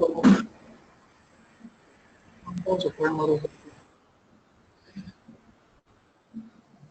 user name password same अच्छा है ना छोड़ दो हाँ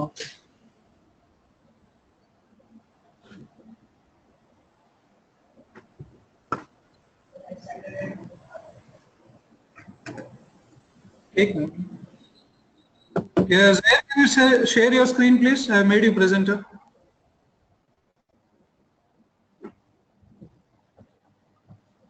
Yeah, can you try now again? The same IP? Yes, yes, yes. So we are just adding some exception rule. Let us see. Okay. Okay.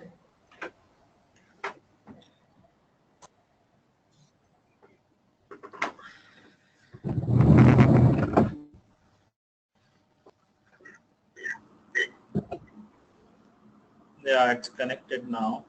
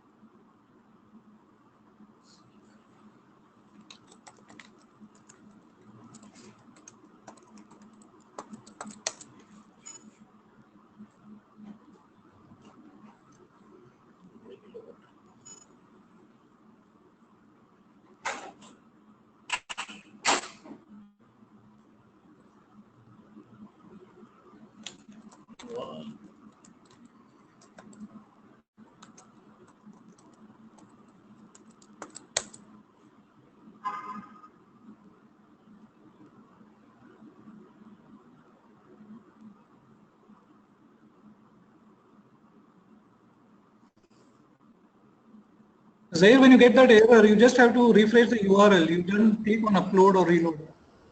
Oh, okay.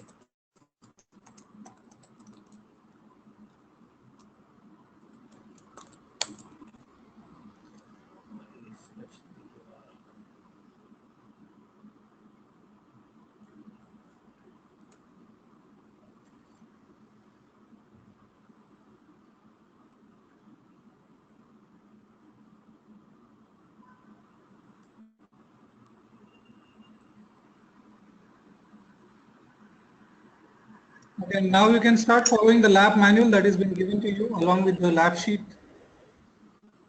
Okay.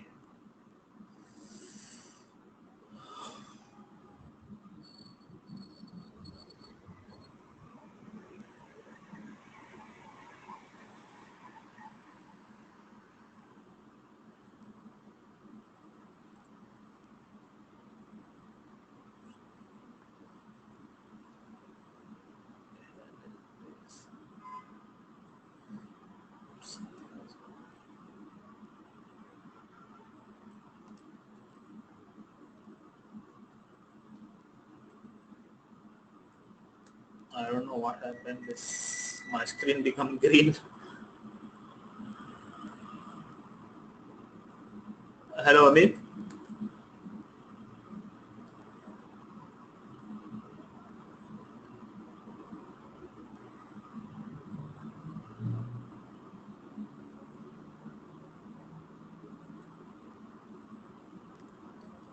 Hello. This is due to some external application in your machine. Ah, okay, Maybe okay.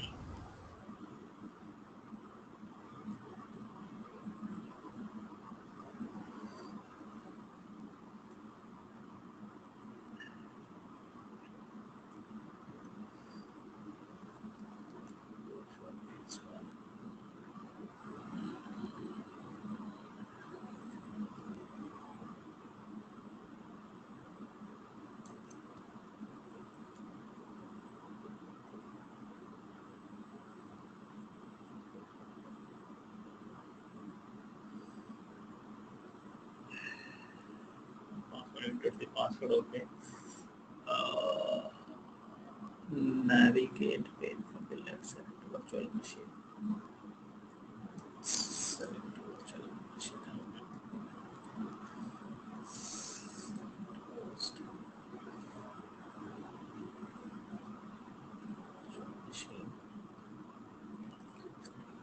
Virtual machine. Machine.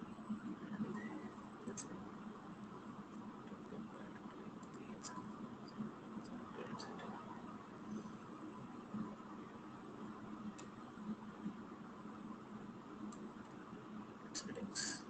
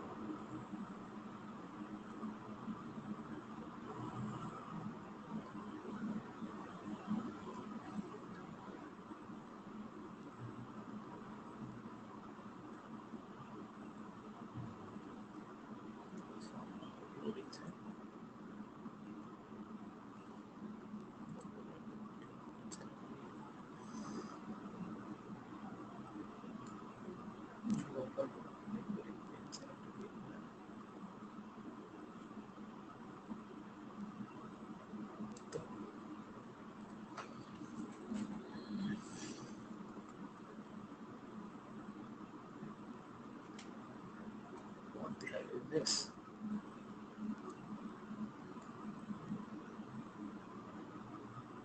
So Zaire, what you do is, yeah, double click on that. Okay. Yeah, now you say upload. Okay. see Now upload. Now go to your desktop, say upload. Okay. Yeah, on the left side, select the desktop.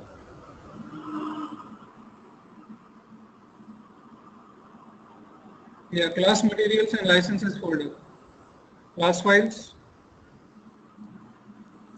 Class Select the file. virtualizer installer 6.5.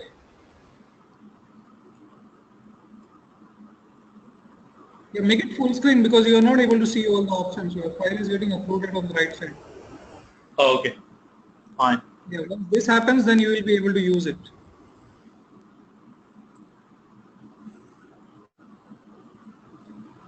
Okay, Zaire and Shalton, we can take a lunch break for 45 minutes and then come back. Okay. What time you will be back? Till then, I will complete my lab. This one. And that you can do even after your lunch break also. So around 3:15, I will be back. All right. Okay. Okay, Okay, bye. fine. Right. See ya.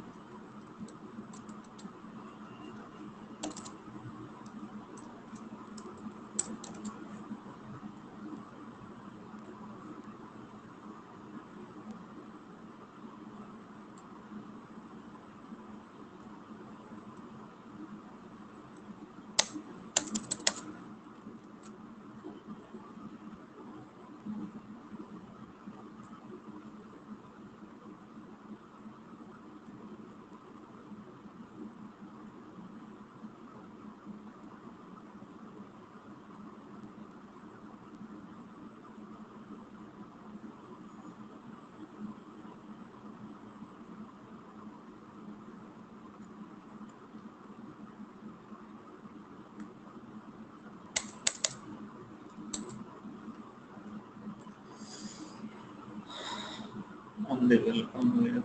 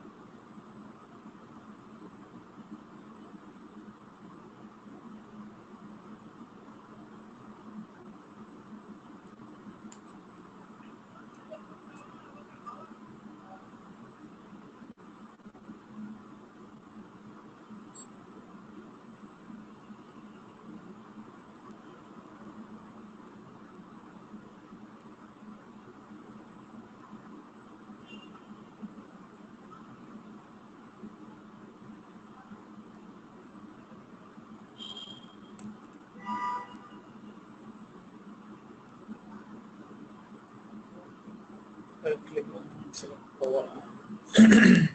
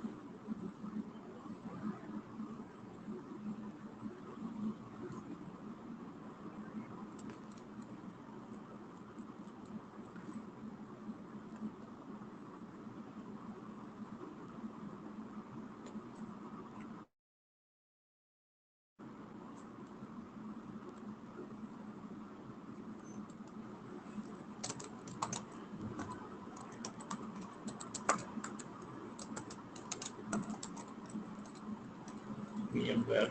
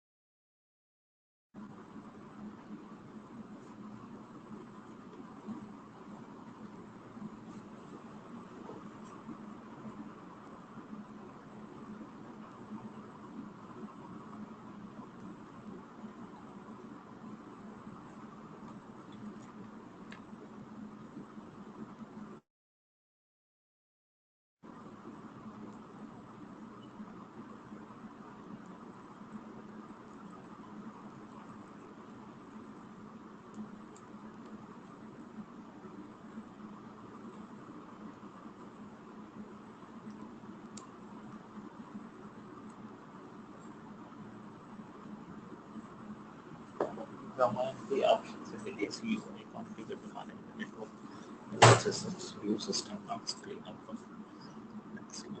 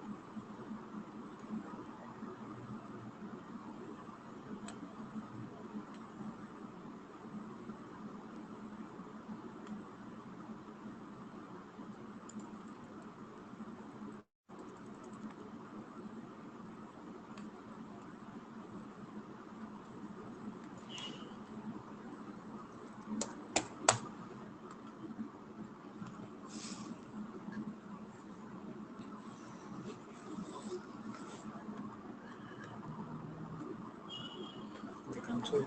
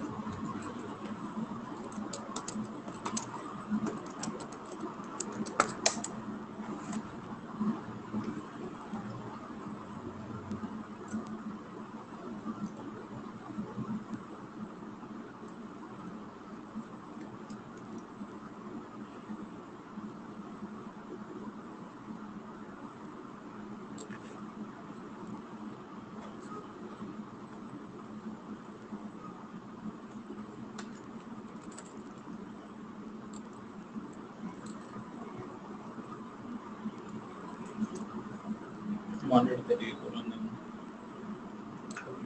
this way.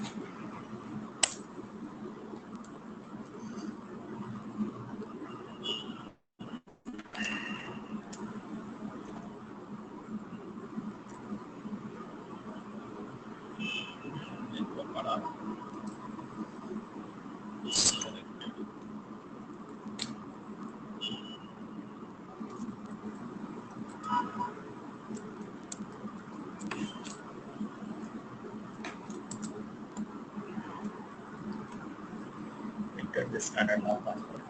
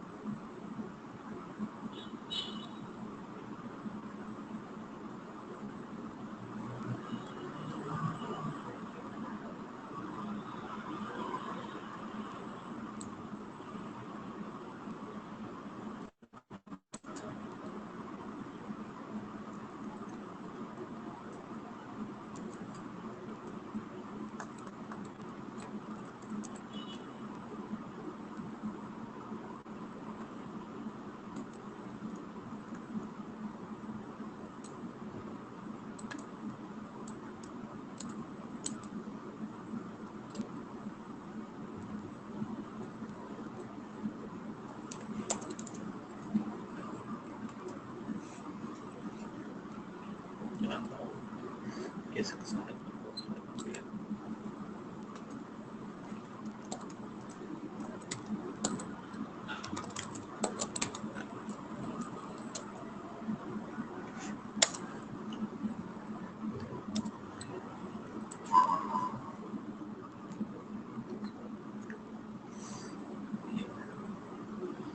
From the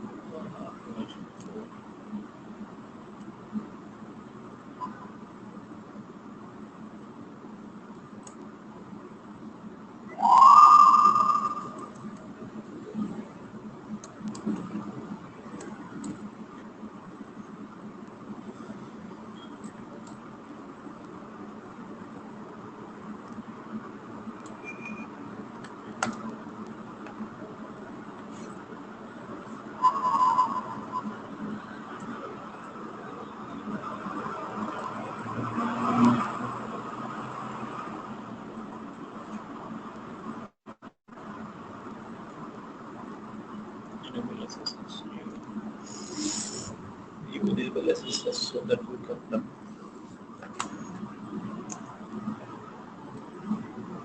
the system customization.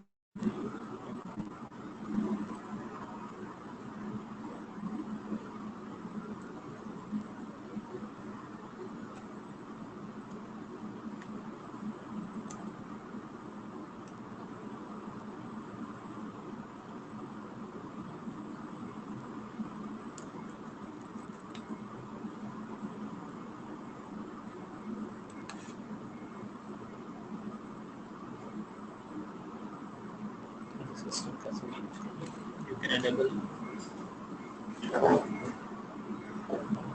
the system customization if you click down arrow.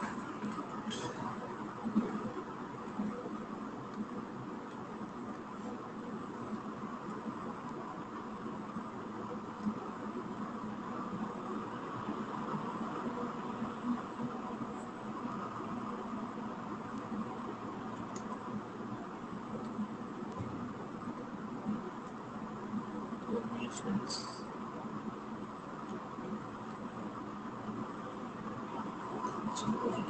Post.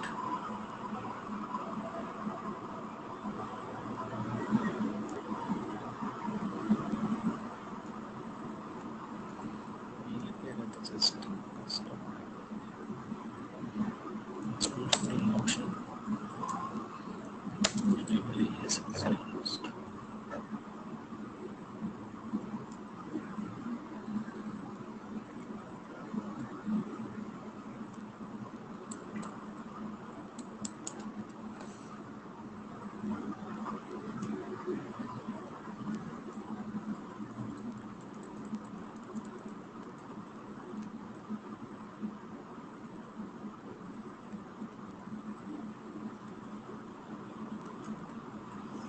Okay, pertinence. Main menu is activate short based on this.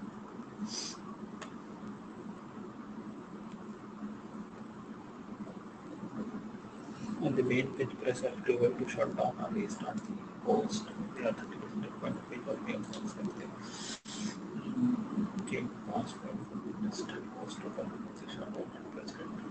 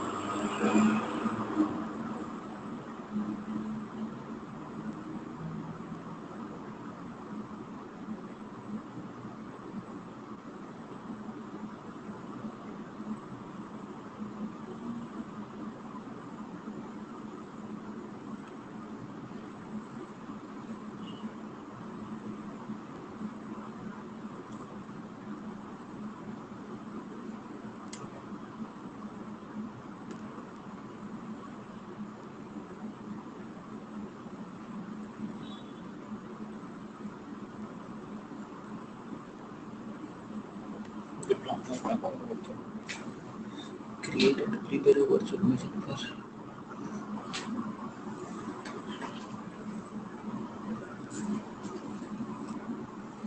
Kawara Malone.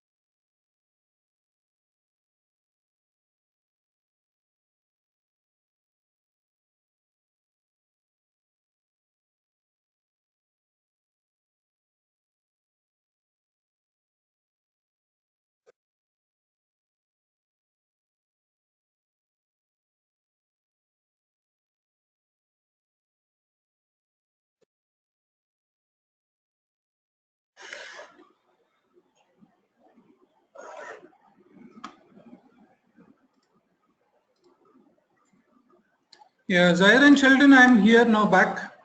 Let me know if you're ready. We can start.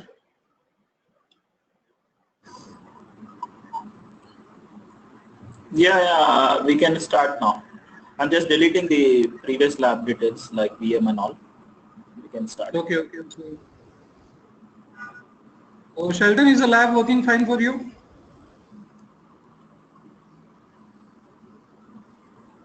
Zaire, you completed lab 2, I think. Yeah. My lab's working as well, working well. Lab 2 completed. Lab 3 yet to do. Lab 3 is a very simple lab, just creating a virtual machine. Okay. So once Sheldon comes back, we'll start discussion of networking. Shall we do this? Should we do lab 3 as well? Completed? Yeah, you have to do up to lab number 6.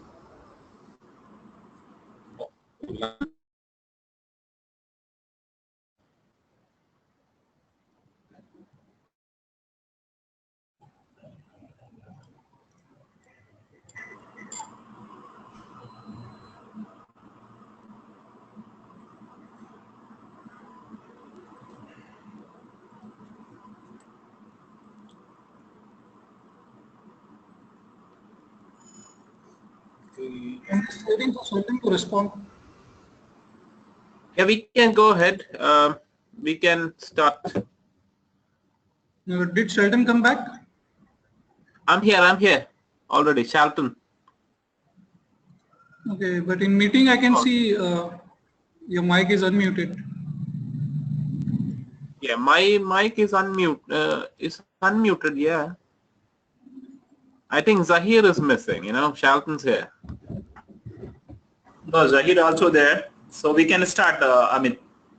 Okay, fine.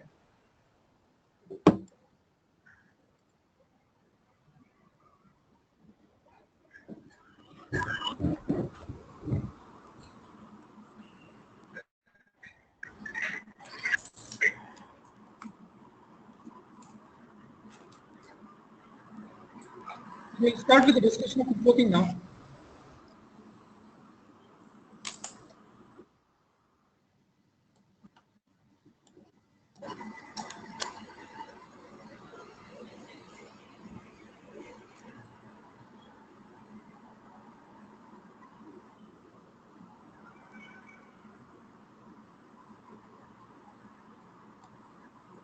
So in VMware networking, there are two main switches, standard switch and networking, and the other is distributed switch.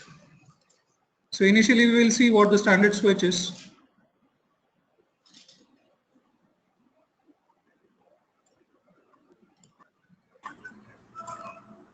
So we now have the ESXi.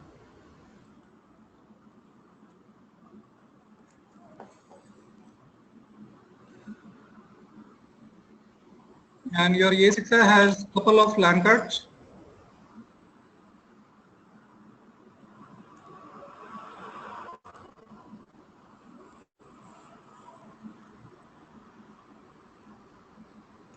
So these are the physical network adapters in your server. Now they are called as VMNIC. You will find numbers as VMNIC 0, 1, 2 and 3.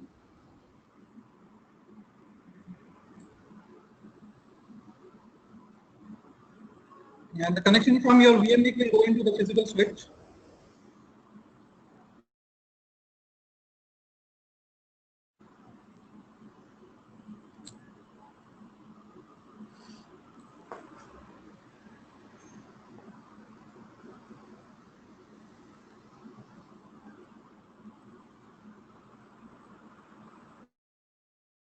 Physical cables connecting your VMNIC and the physical switch. Can we say these are uplinks?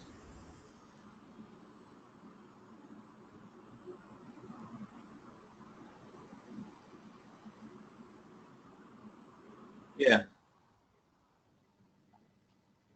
So the physical cable connecting your VMNIC and the physical switch, we can say that they are uplinks, right? Yes. So they are connecting your VMNIC and the physical switch.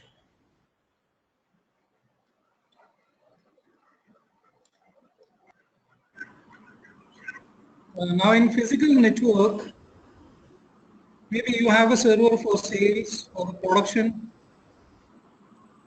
or maybe you also have your storage available here.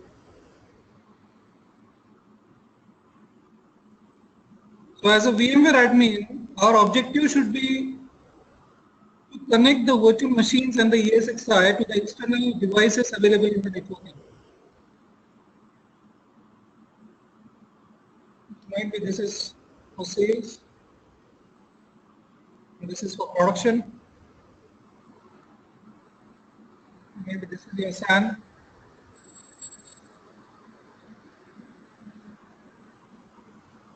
Now, when we install ESXi on a physical machine, one default switch will get created on its own, and that switch is called as standard switch.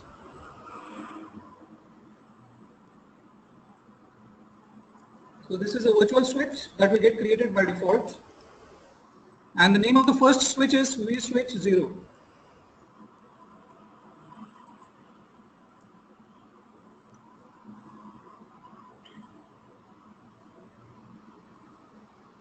This virtual switch that gets created on the ESXi by default gets logically connected to the first VMNIC during the installation.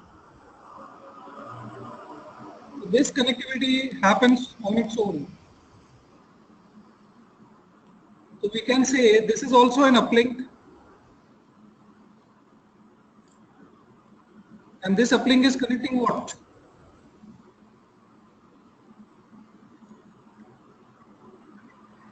vSwitch 0 and VMNIC 0.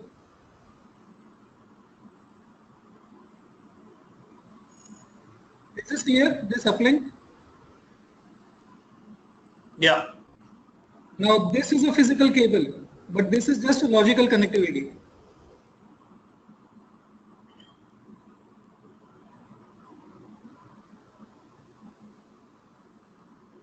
Now on this virtual switch, there are two connection interfaces that get created automatically.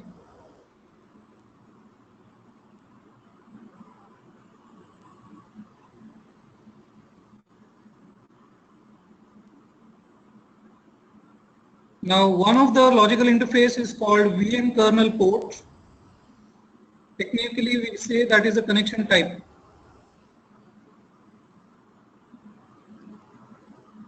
It will be having the name management network.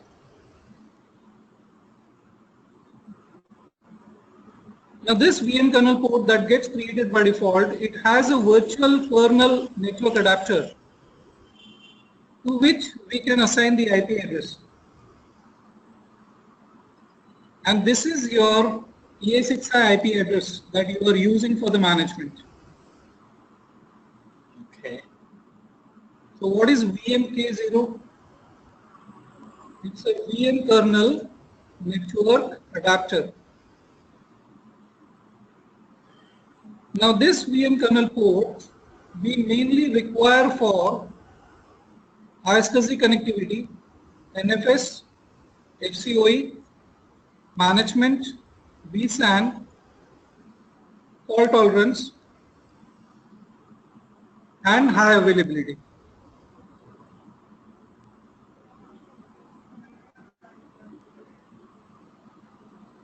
Even the migration network also, that's being offered. This means that for any reason, if I want to create a network on my ESXi to connect to a storage, not for fiber channel, storage which is iSCSI, NFS or FCOE, or maybe I need to configure a network for a management or a vSAN or FP or a HA or migration, I will always have to use a VM kernel port. And the another connection type of a logical interface that gets created, this is called virtual machine port group.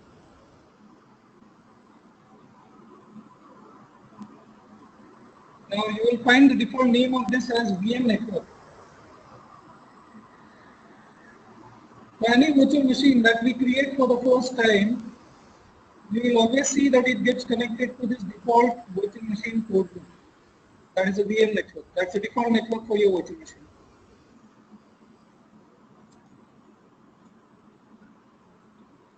So we can just say that on virtual switch, we get two connection types.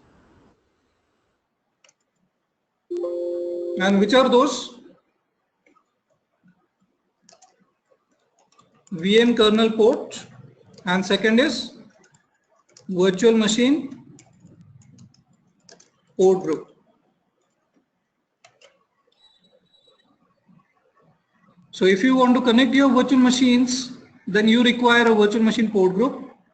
And if you want to configure a network for the management or storage or migration, you require VM kernel port.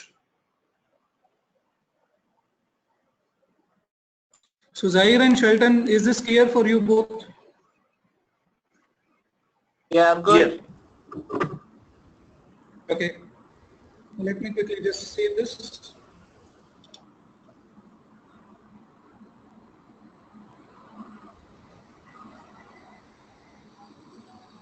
Now we can just take an example. Now if you see the topology here, your virtual machine or your management network, it is sending and receiving the traffic using this VM NIC. That's a physical network adapter, right? And at this moment, there is only one logical connection established between the virtual switch and the VM NIC. So in any case, if this one VM NIC fails, that's the physical LAN card fails, we will lose the entire connectivity. So it is very important to have redundancy.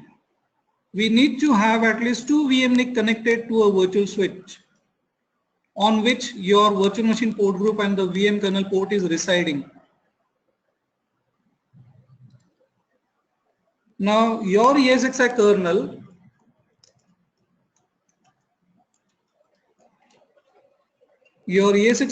when he finds that there are two VM NIC attached to a switch, he will by default configure the NIC teaming for us.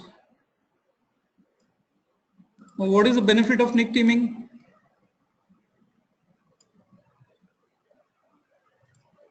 Redundancy one. Yes. So load balancing and NIC teaming, right? The failover. Yeah. So this is going to handle the load balancing also and the failover also.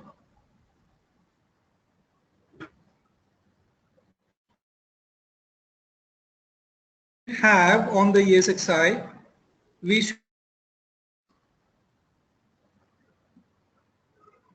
Now if you want to separate the traffic of your virtual machine and the management, what we can do is we can also create an additional switch if required. So it would look like this. So instead of keeping the virtual machine port group and the VM kernel port on the same switch, we can also create an additional switch here.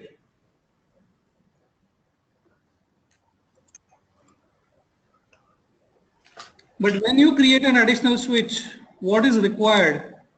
You again require the VM NIC to be attached to the switch.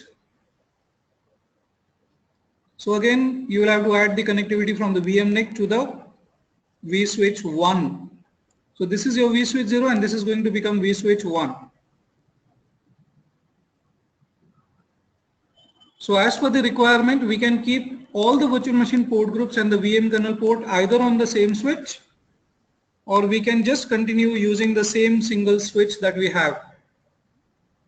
Because if you create multiple switches, you will require more VM NIC in the physical server.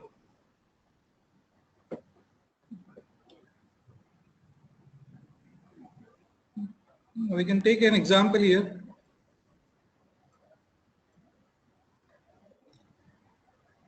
So that's your ESXi with LAN card. And that's a physical switch. And that's a connectivity from your VM NIC to the physical switch. And then you got a virtual switch on the top of your ESXi, logically connected to one of the VM NIC.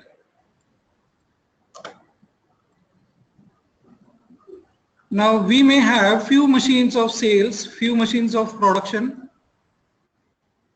few machines for test and development. So this is my sales VM. This is my production VM. Let's say this is my FTP.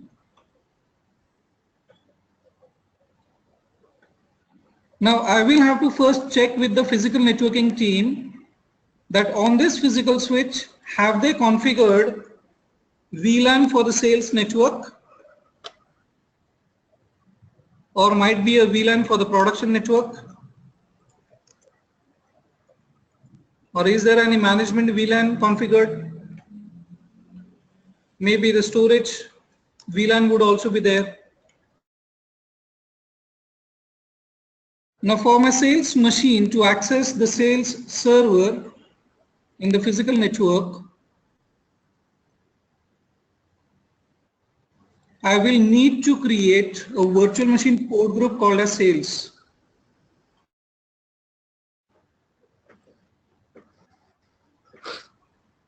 So I will create a virtual machine port group called sales, and I will just give the VLAN ID that is associated with the sales in the physical network.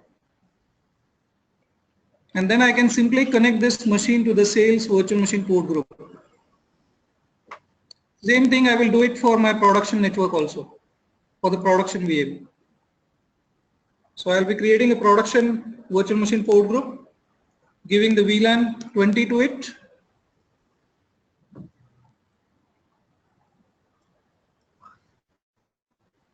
I also have a FTP machine and I want this machine to access both the networks, sales and production. So what I can do is I can add 2 VM NIC into this virtual machine. By default, when you create a virtual machine, it will have only one network adapter, but you have option that you can add up to 10 LAN cards in your virtual machine. And then you can attach one of the network card of your virtual machine to the sales network here. And the another one you can connect to the production. So this way you can attach a machine to multiple networks. So traffic of all the VMs is now going to travel from the VM to the switch. From switch it will go through the logical connectivity to the VM NIC.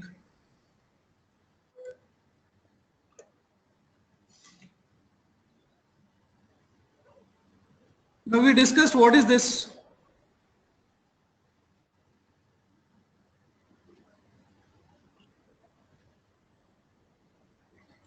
This is uplink, right?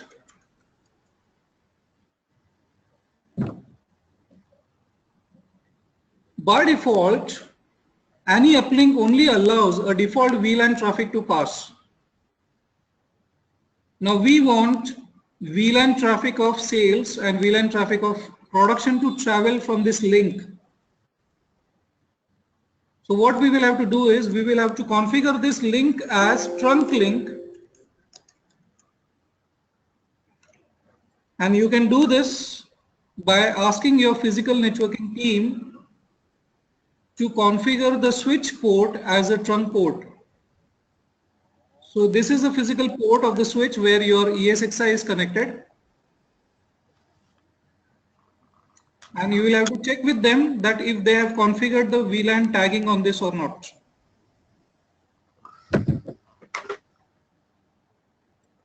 So what this port needs to be configured as? Trunk port. And for configuring a port as a trunk port, what do they need to configure is VLAN tagging protocol, or you can say VLAN trunking protocol. That's nothing but 802.1q. So what is the advantage of this VLAN tagging now? So whenever a packet from the sales server will be given for a particular VM, by default it will have only source IP, destination IP, source MAC and the destination MAC. The IP packet does not carry any VLAN information. Now this packet will travel from this server to the physical switch. From the physical switch, it will come to this trunk port. And this trunk port, the tagging protocol which is available here, he will add the VLAN information in your packet. So what is this protocol doing? He is tagging the packet with the VLAN ID. And now this packet can go along with the VLAN information through the VMNIC to your virtual switch. Now your virtual switch is handled by the VM kernel of your ESXi. What he will do is, before giving this packet onto the port group and the virtual machine, he will just remove this VLAN information because it was only for his reference that where this packet should be switched. So he understood that the packet came from the VLAN 10 and he knows that there is a virtual machine port group VLAN 10, so the packet will be given to this port group here, and then based upon the destination IP, the packet will go to the end machine here. So what is the job of this trunking protocol?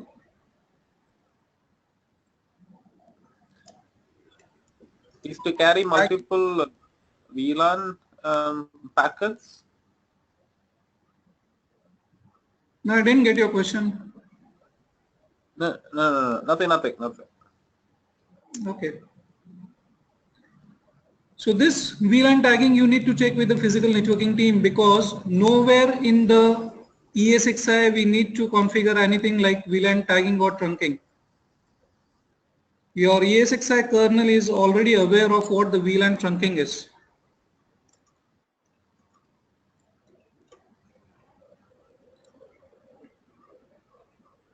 So any queries still here, Zahir or Shelton? You said that the tagging and trunking are both the same. You said? Yeah, they are both the same. So if you go through the Cisco books, you will find that the same protocol is called as VLAN tagging protocol or VLAN trunking protocol. Okay. And the port on which you configure that is called as a trunk port.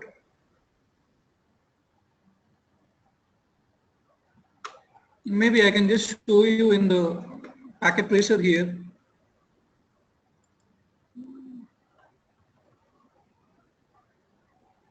Now this is out of the VMware topic.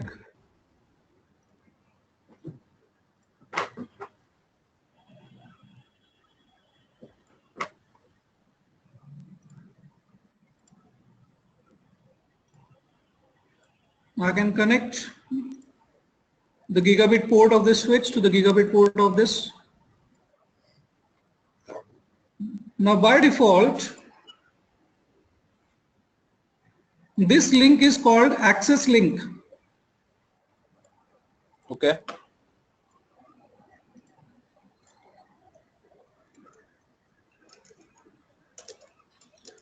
It allows only default VLAN traffic to pass. That is what the behavior of the access link is. In every physical switch, there is a default VLAN already existing. Mm-hmm. So if I just click on the switch here, if I go to CLI, I can enter into it and say show VLAN.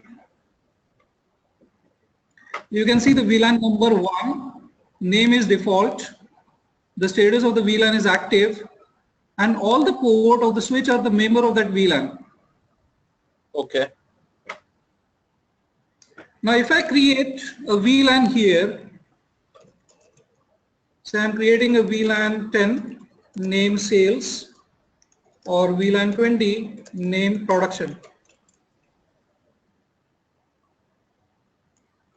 Again, I can say do show VLAN. So you can see we created two VLANs here, sales and production. Mm-hmm.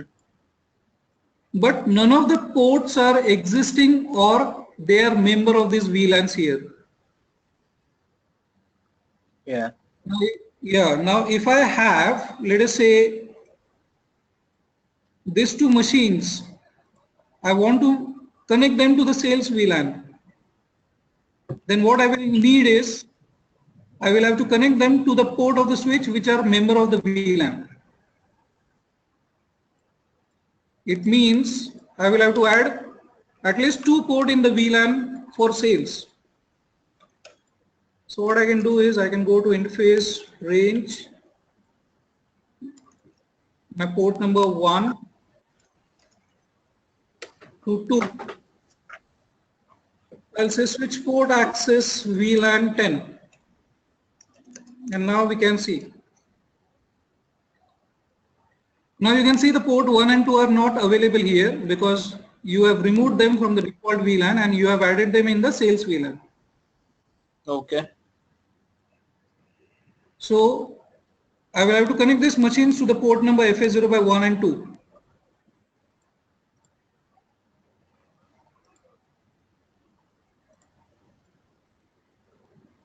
I can just confirm the port number here. So that is FA0 by 1 and that is FA0 by 2. Okay. Now if I want the traffic of these machines to reach to this machine, it won't be possible.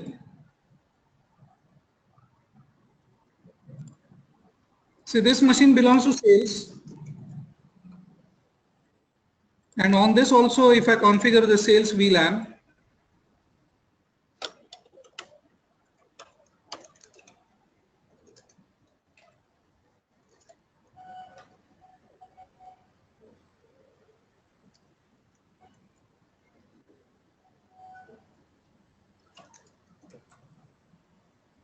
so VLAN is created. Now I just want to add the port into it.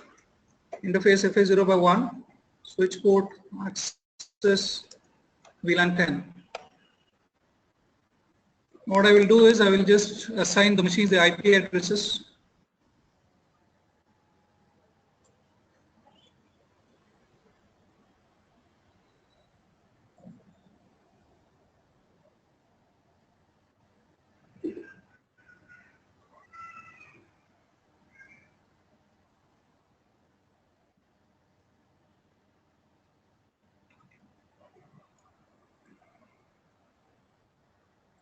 Now let me see if they can talk to each other.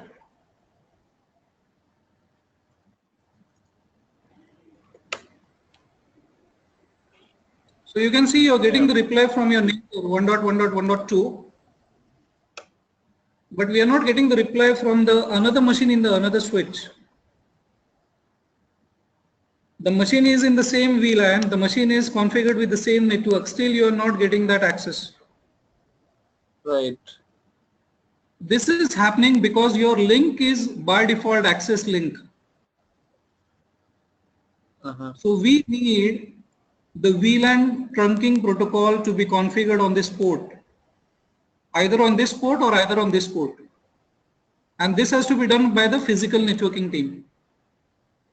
Okay. That's very simple. So they can just say interface FA0 by 1, sorry, gig 0 by 1, switch port mode, they have to say trunk, that's it. So technically what we did is we made this access link now a trunk link. Okay.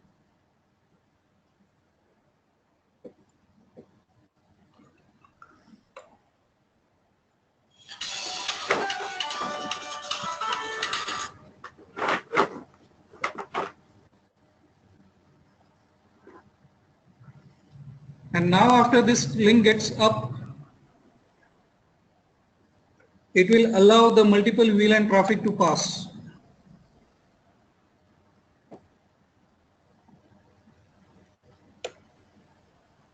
Can you see you're now getting connectivity to 1.3? Yeah, yeah. You're not able to do that, right? Correct. Now similarly, you might have your ESXi. Let us say this is your ESXi. and then you got a sales machine here and you got a production machine here. Now the LAN card of your ESXi will get connected to the physical switch, and your sales machine will get connected to the sales network. That is nothing but the virtual machine port group on your ESXi switch, and this will get connected to the production port group on the ESXi switch. Trunk link, we also need this link as trunk link, this one. And for that, this port should be configured as a trunk port.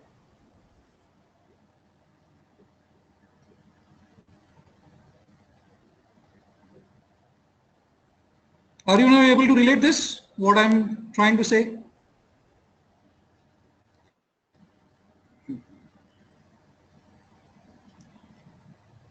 Zahir and Shelton, that's clear for you?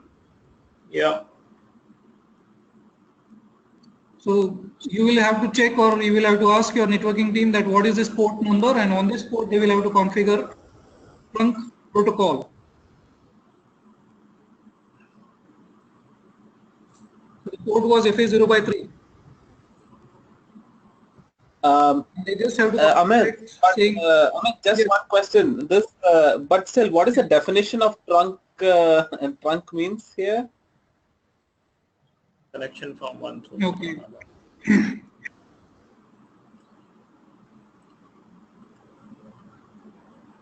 Link between two networking devices which allows multiple VLAN traffic to pass is called trunk link. Okay. Now, in that case, what you said was, we tried with this the two devices with the same within the same VLAN, right? But still, it was not allowed to pass, right? Yes, correct. So what happens is when these two machines will talk to each other, the traffic of these two machines will not exit the physical switch, right? Will not exit this physical switch, correct? Yes. So if the communication is happening within the switch, you don't require this trunk port. Trunk port, okay. But Only if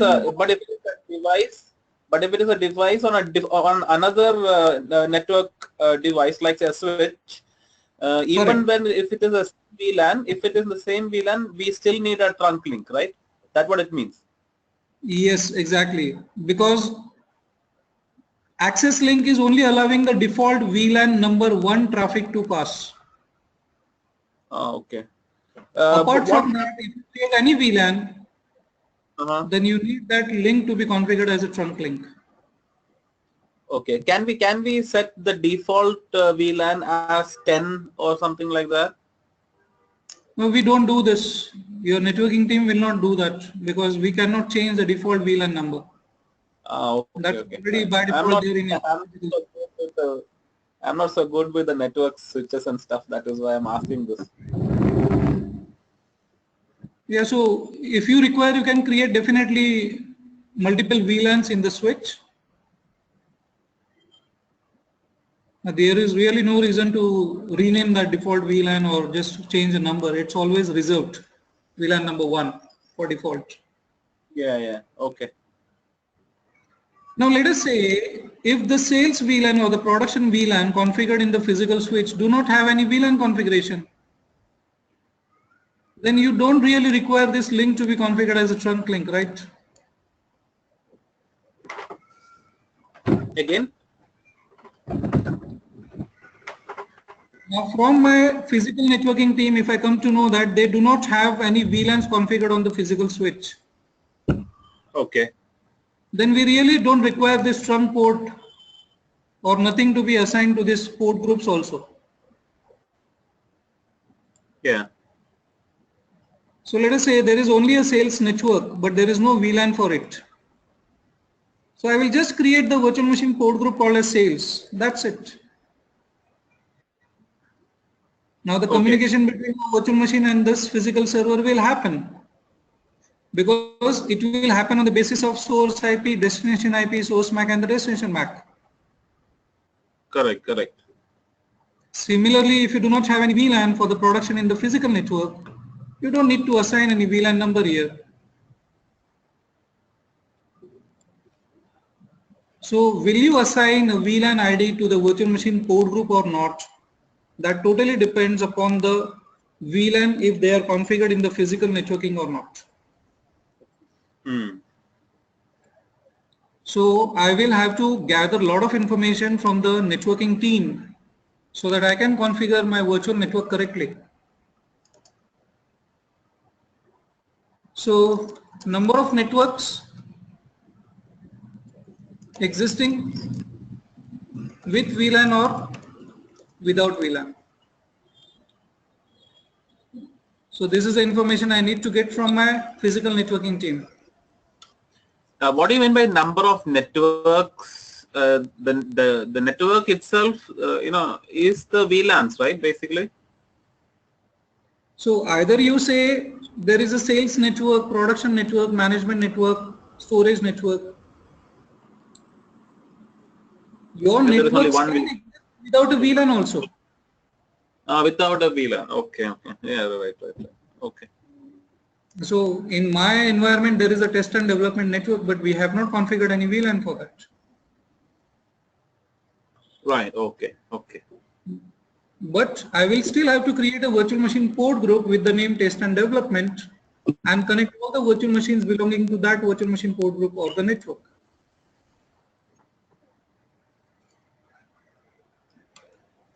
Then we will also require information of number of physical switches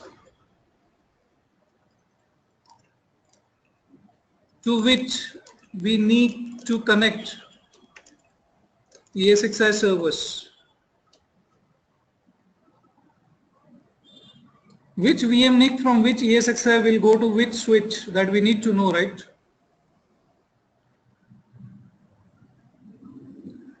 So if you go for a redundant design or a topology option, your topology would look like this. I'll just try to draw it here. So that is your ESXi, and let's say there are two physical switches.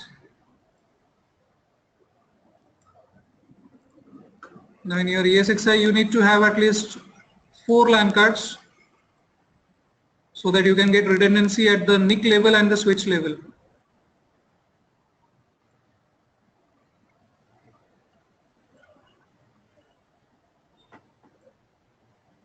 So connectivity would be like this.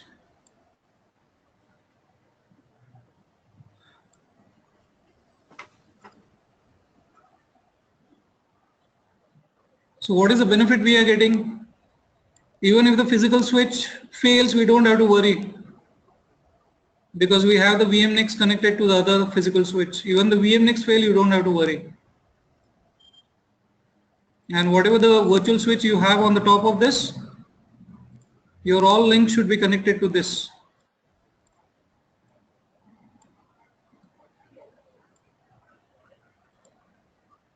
So this is giving highest redundancy level for a ESXi networking.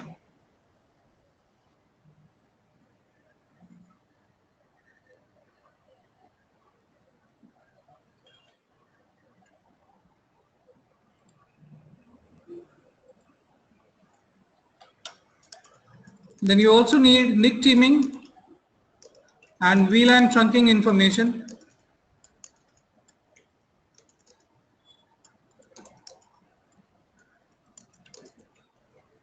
Or do you really have the physical switches that support NIC teaming and VLAN trunking? You also need bandwidth requirement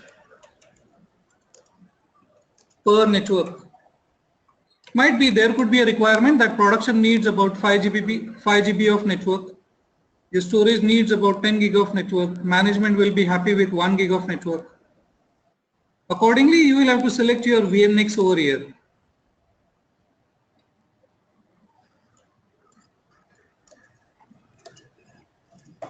Any port-based security configured. on physical switch. So these are basic information that you need to have from the networking team. And then accordingly you can create your virtual machine port groups so that you can connect your virtual machines.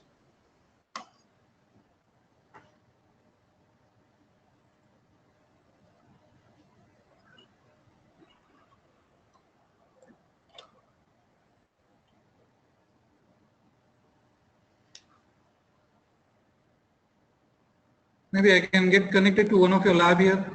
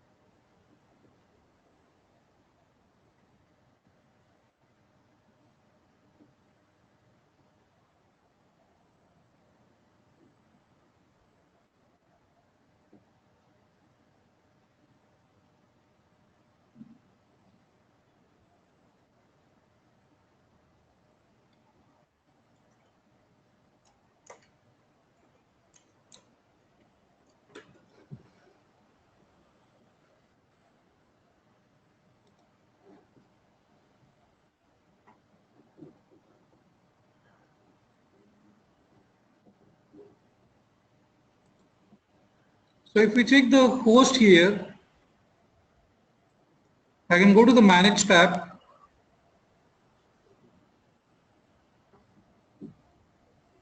Hardware.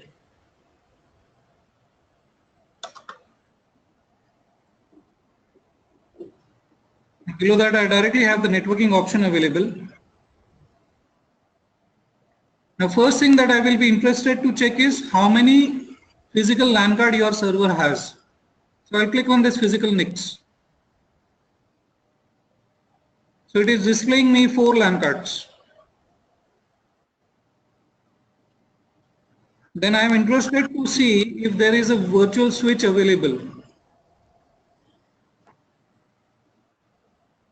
So here you can see you have a vSwitch 0 by default available.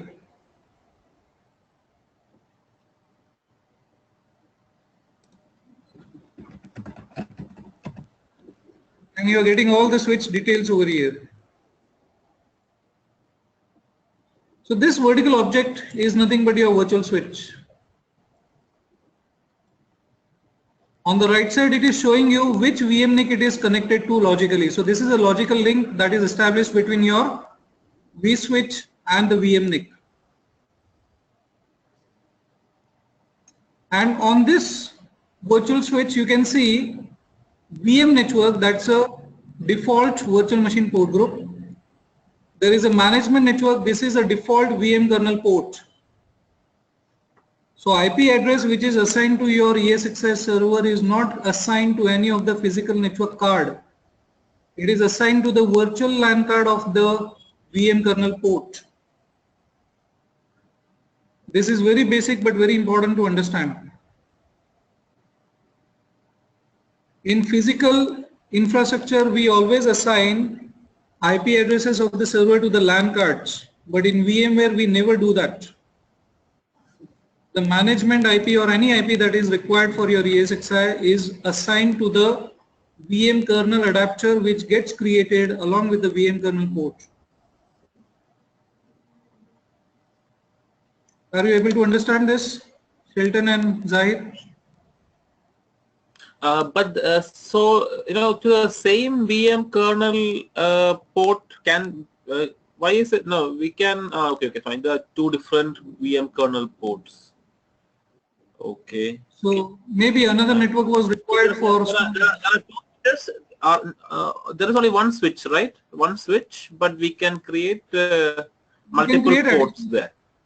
You can create multiple ports, or you can create an additional switch also.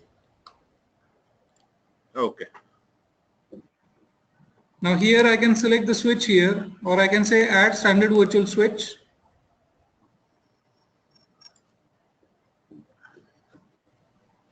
So this will be my another switch. I will say vSwitch 1. Now I have 4 line cards. Out of that, VMNIC 0 is already in use. So here I can select the another NIC, VMNIC 1.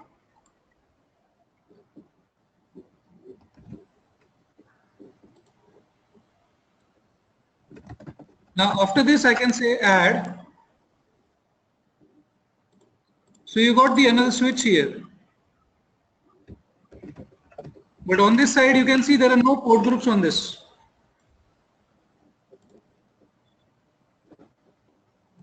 So we can go to edit settings of this. If you want to still change name or if you want to change the network card, you can do it from here.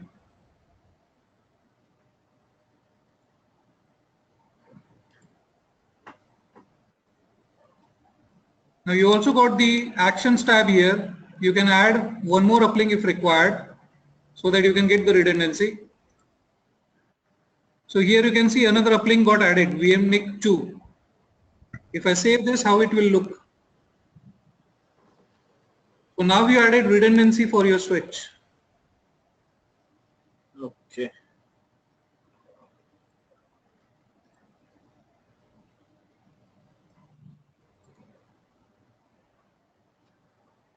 If you just want to remove it, you can straight away say remove it. So on every switch, how do we add? How do? Now, how do we add more kernel ports and kernel, VM kernel? Yeah, so that's a separate part that I will show you. Okay. But is the concept clear about the switch? Yeah. Concept is fine. Yes.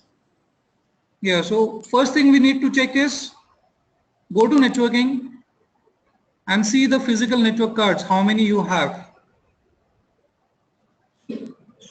Then you check your default virtual switch.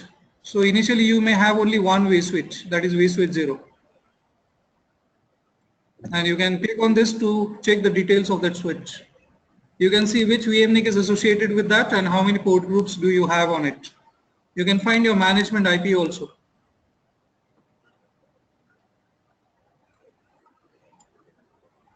And here you get the option of port groups and here you have option of VM kernel NIC. Let me go to port groups here. You can say add port group. Now say I want to add a sales port group.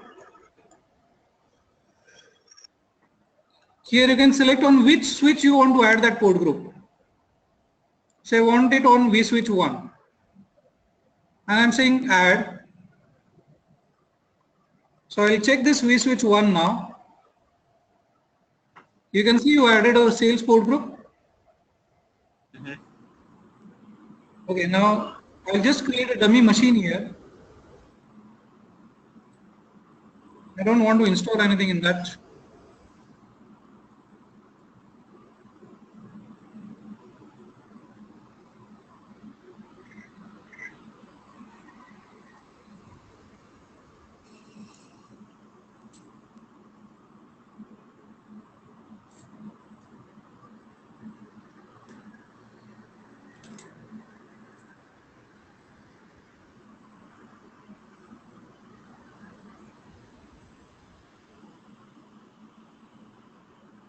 Now here you can see the network adapter. This network adapter, when you create a machine, you will always find default network as VM network. Only if you had created additional virtual machine port groups, you will find all of them in the drop-down list here. Okay. So in advance, I can select which network your machine network adapter should get connected. So the port group means here VLAN, right? No, not a VLAN. It is similar to VLAN, but technically it is not a VLAN. VLAN need to have some number associated with it. Yeah, the port number should be there, but here it is almost similar, right? The concept will be like. Yeah, concept is same. Machines connect to VLAN 10 cannot communicate with VLAN 20. Similarly, machine connected to sales virtual machine port group cannot talk to production virtual machine port group. Okay. If you want machine to communicate with both the port group, you will require one more network adapter in your machine. Yeah. So one network card will go to sales and the other network card can go to production. Correct. If I say next and finish, on vSwitch 1 we should be able to see the machine. Can you see this? Yeah. If I want to change the network for the machine again, I can go to edit settings of this machine.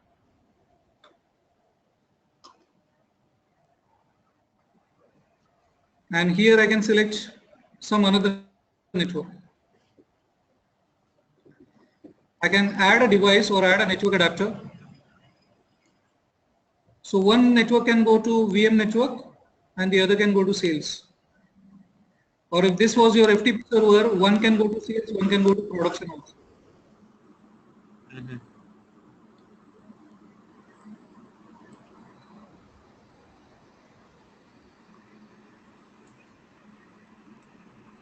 And that is how you can create the virtual machine port group for your virtual machines. And here you got the option of VM kernel network adapters. So right now, I just have one management network available. Maybe I require one more management network for my ESXi. So here I can select, I want the management network.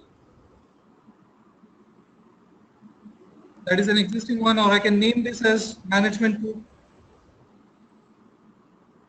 I want to create this on the vSwitch 1. If there is any VLAN ID associated, I can enter the VLAN ID over here. How you want the IP address? Do you want DHCP or static? I can give you a static IP here. Mm-hmm. And you can select the service. You can use it for the management. In case if you wanted it for migration, you could have selected this. Or maybe fault tolerance or for your storage connectivity. If I say create here, please provide an IP address and the subnet. You will have to define that IP and the subnet. Yeah. Static you selected. Yeah, we have selected the static, right? I can expand this option here. And I can assign an IP to this. I'm just randomly assigning any IP for my management to.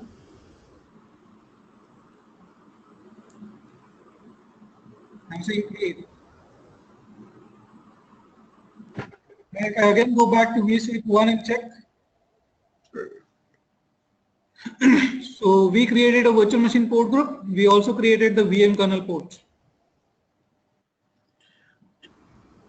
Can we have both the kernel port and the port group in the same VLAN? Is that an advisable thing to do? Really not advisable. We should never do that. Physically, only one name can be associated with one VLAN ID. Okay. So if your physical network team creates a VLAN on a physical switch, they can associate only one name to that VLAN. And if that VLAN number, if you have assigned to any of the virtual machine port group, it means only those machines will be able to talk to that VLAN. Right. Okay. So I can just select this and I can say delete. And if I don't need this vSwitch, I can directly delete this. Don't need it.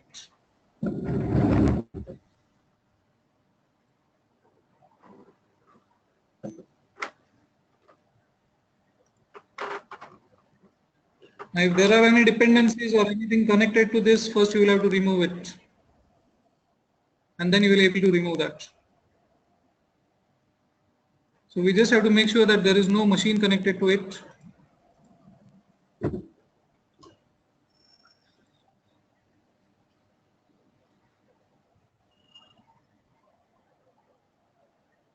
We can also remove uplinks, or we can add uplinks as and when required. Now if you remove uplink and if you have a port group here, this becomes your private internal network.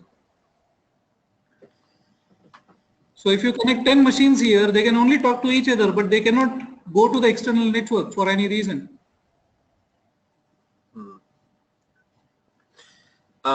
Can we have internal switches with different VLAN IDs and then still can talk to each other? So switches don't require a VLAN ID. You require VLAN ID for your virtual machine port group. But yeah, okay. No, that's what. Okay, that is fine. So now we assign different VLAN ID to different VMs, and we create, like say, multiple virtual switch, and can this VMs talk to each other through that internal switch? Okay, let us say you're trying to ask me something like this. You mean to say we have two switches, right? Yeah, that is correct. Yeah. Now, even on this switch, you mean to say there is a sales port group. With VLAN 10, right? Yeah, yeah. And now you want a machine to get connected here. And now you are expecting this machine and this machine to talk to each other, right? Right, absolutely. Now this technically cannot happen because we never allow two virtual switches to talk to each other. Okay. This is not possible. Uh-huh. Why we do not allow this? To avoid the network loop that happens. Okay. So for example, if I just take two switches here,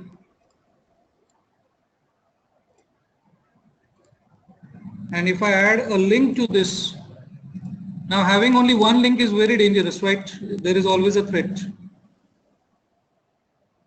So we always require a redundancy. Now for that redundancy, if I add one more link, you will see both the links will never be active. Only one link will be active. Okay. Now that is done by the rapid spanning tree protocol or a spanning tree protocol to avoid the loop that might happen.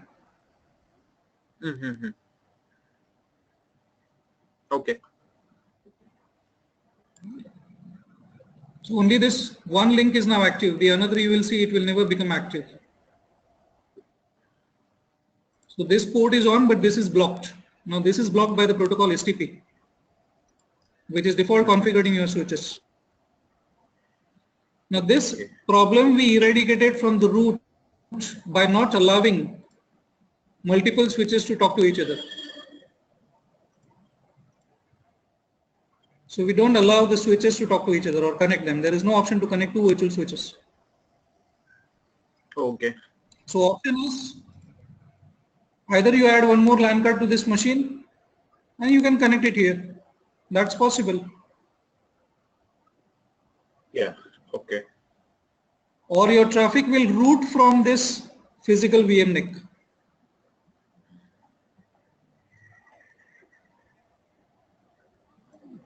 So I'm just save this.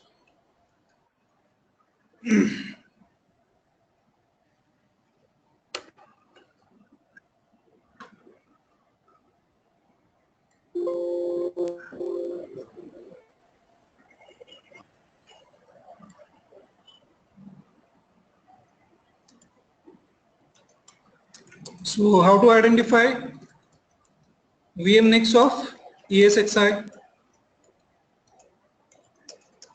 How to identify default virtual switch that we have taken care of, right? What is the name of default switch? vSwitch 0. Yes. How to identify default virtual machine port group? The name is always VM network.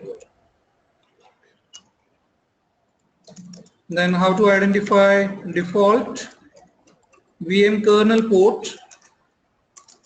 Name will be always management network.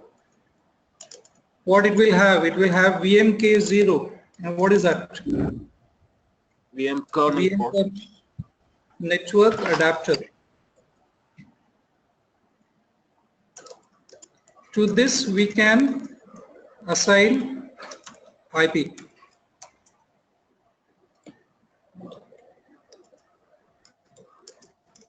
Then how to create additional switch, additional virtual machine port group,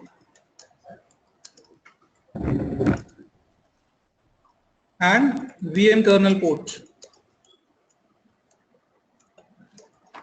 And then finally how to connect the machine to newly created VM port group. That's your virtual machine port group.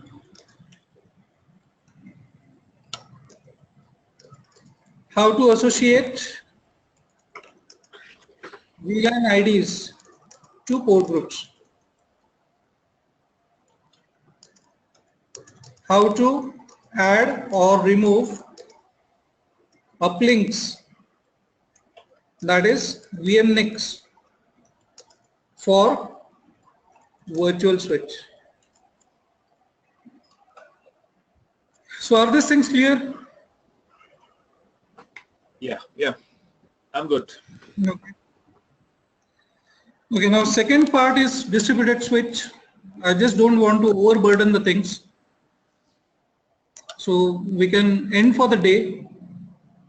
And the next session probably we will start with distributed switch, and we will also take care of the storage discussion. Okay. So what I will do, I will whatever images I have saved, I will give it to you. Yeah, you can share with us.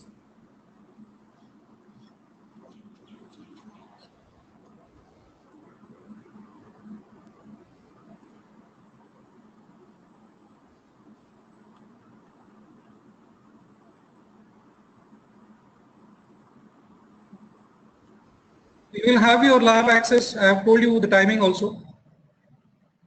So you people can work on your lab. If anything goes wrong, or if you are not able to connect, you can just WhatsApp me. I'm putting my number in the chat. You can copy it from here. Okay.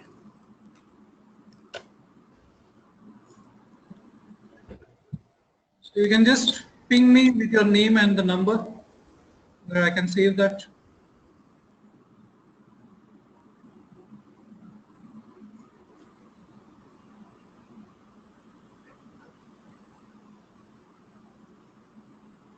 And can both of you put your numbers here, please?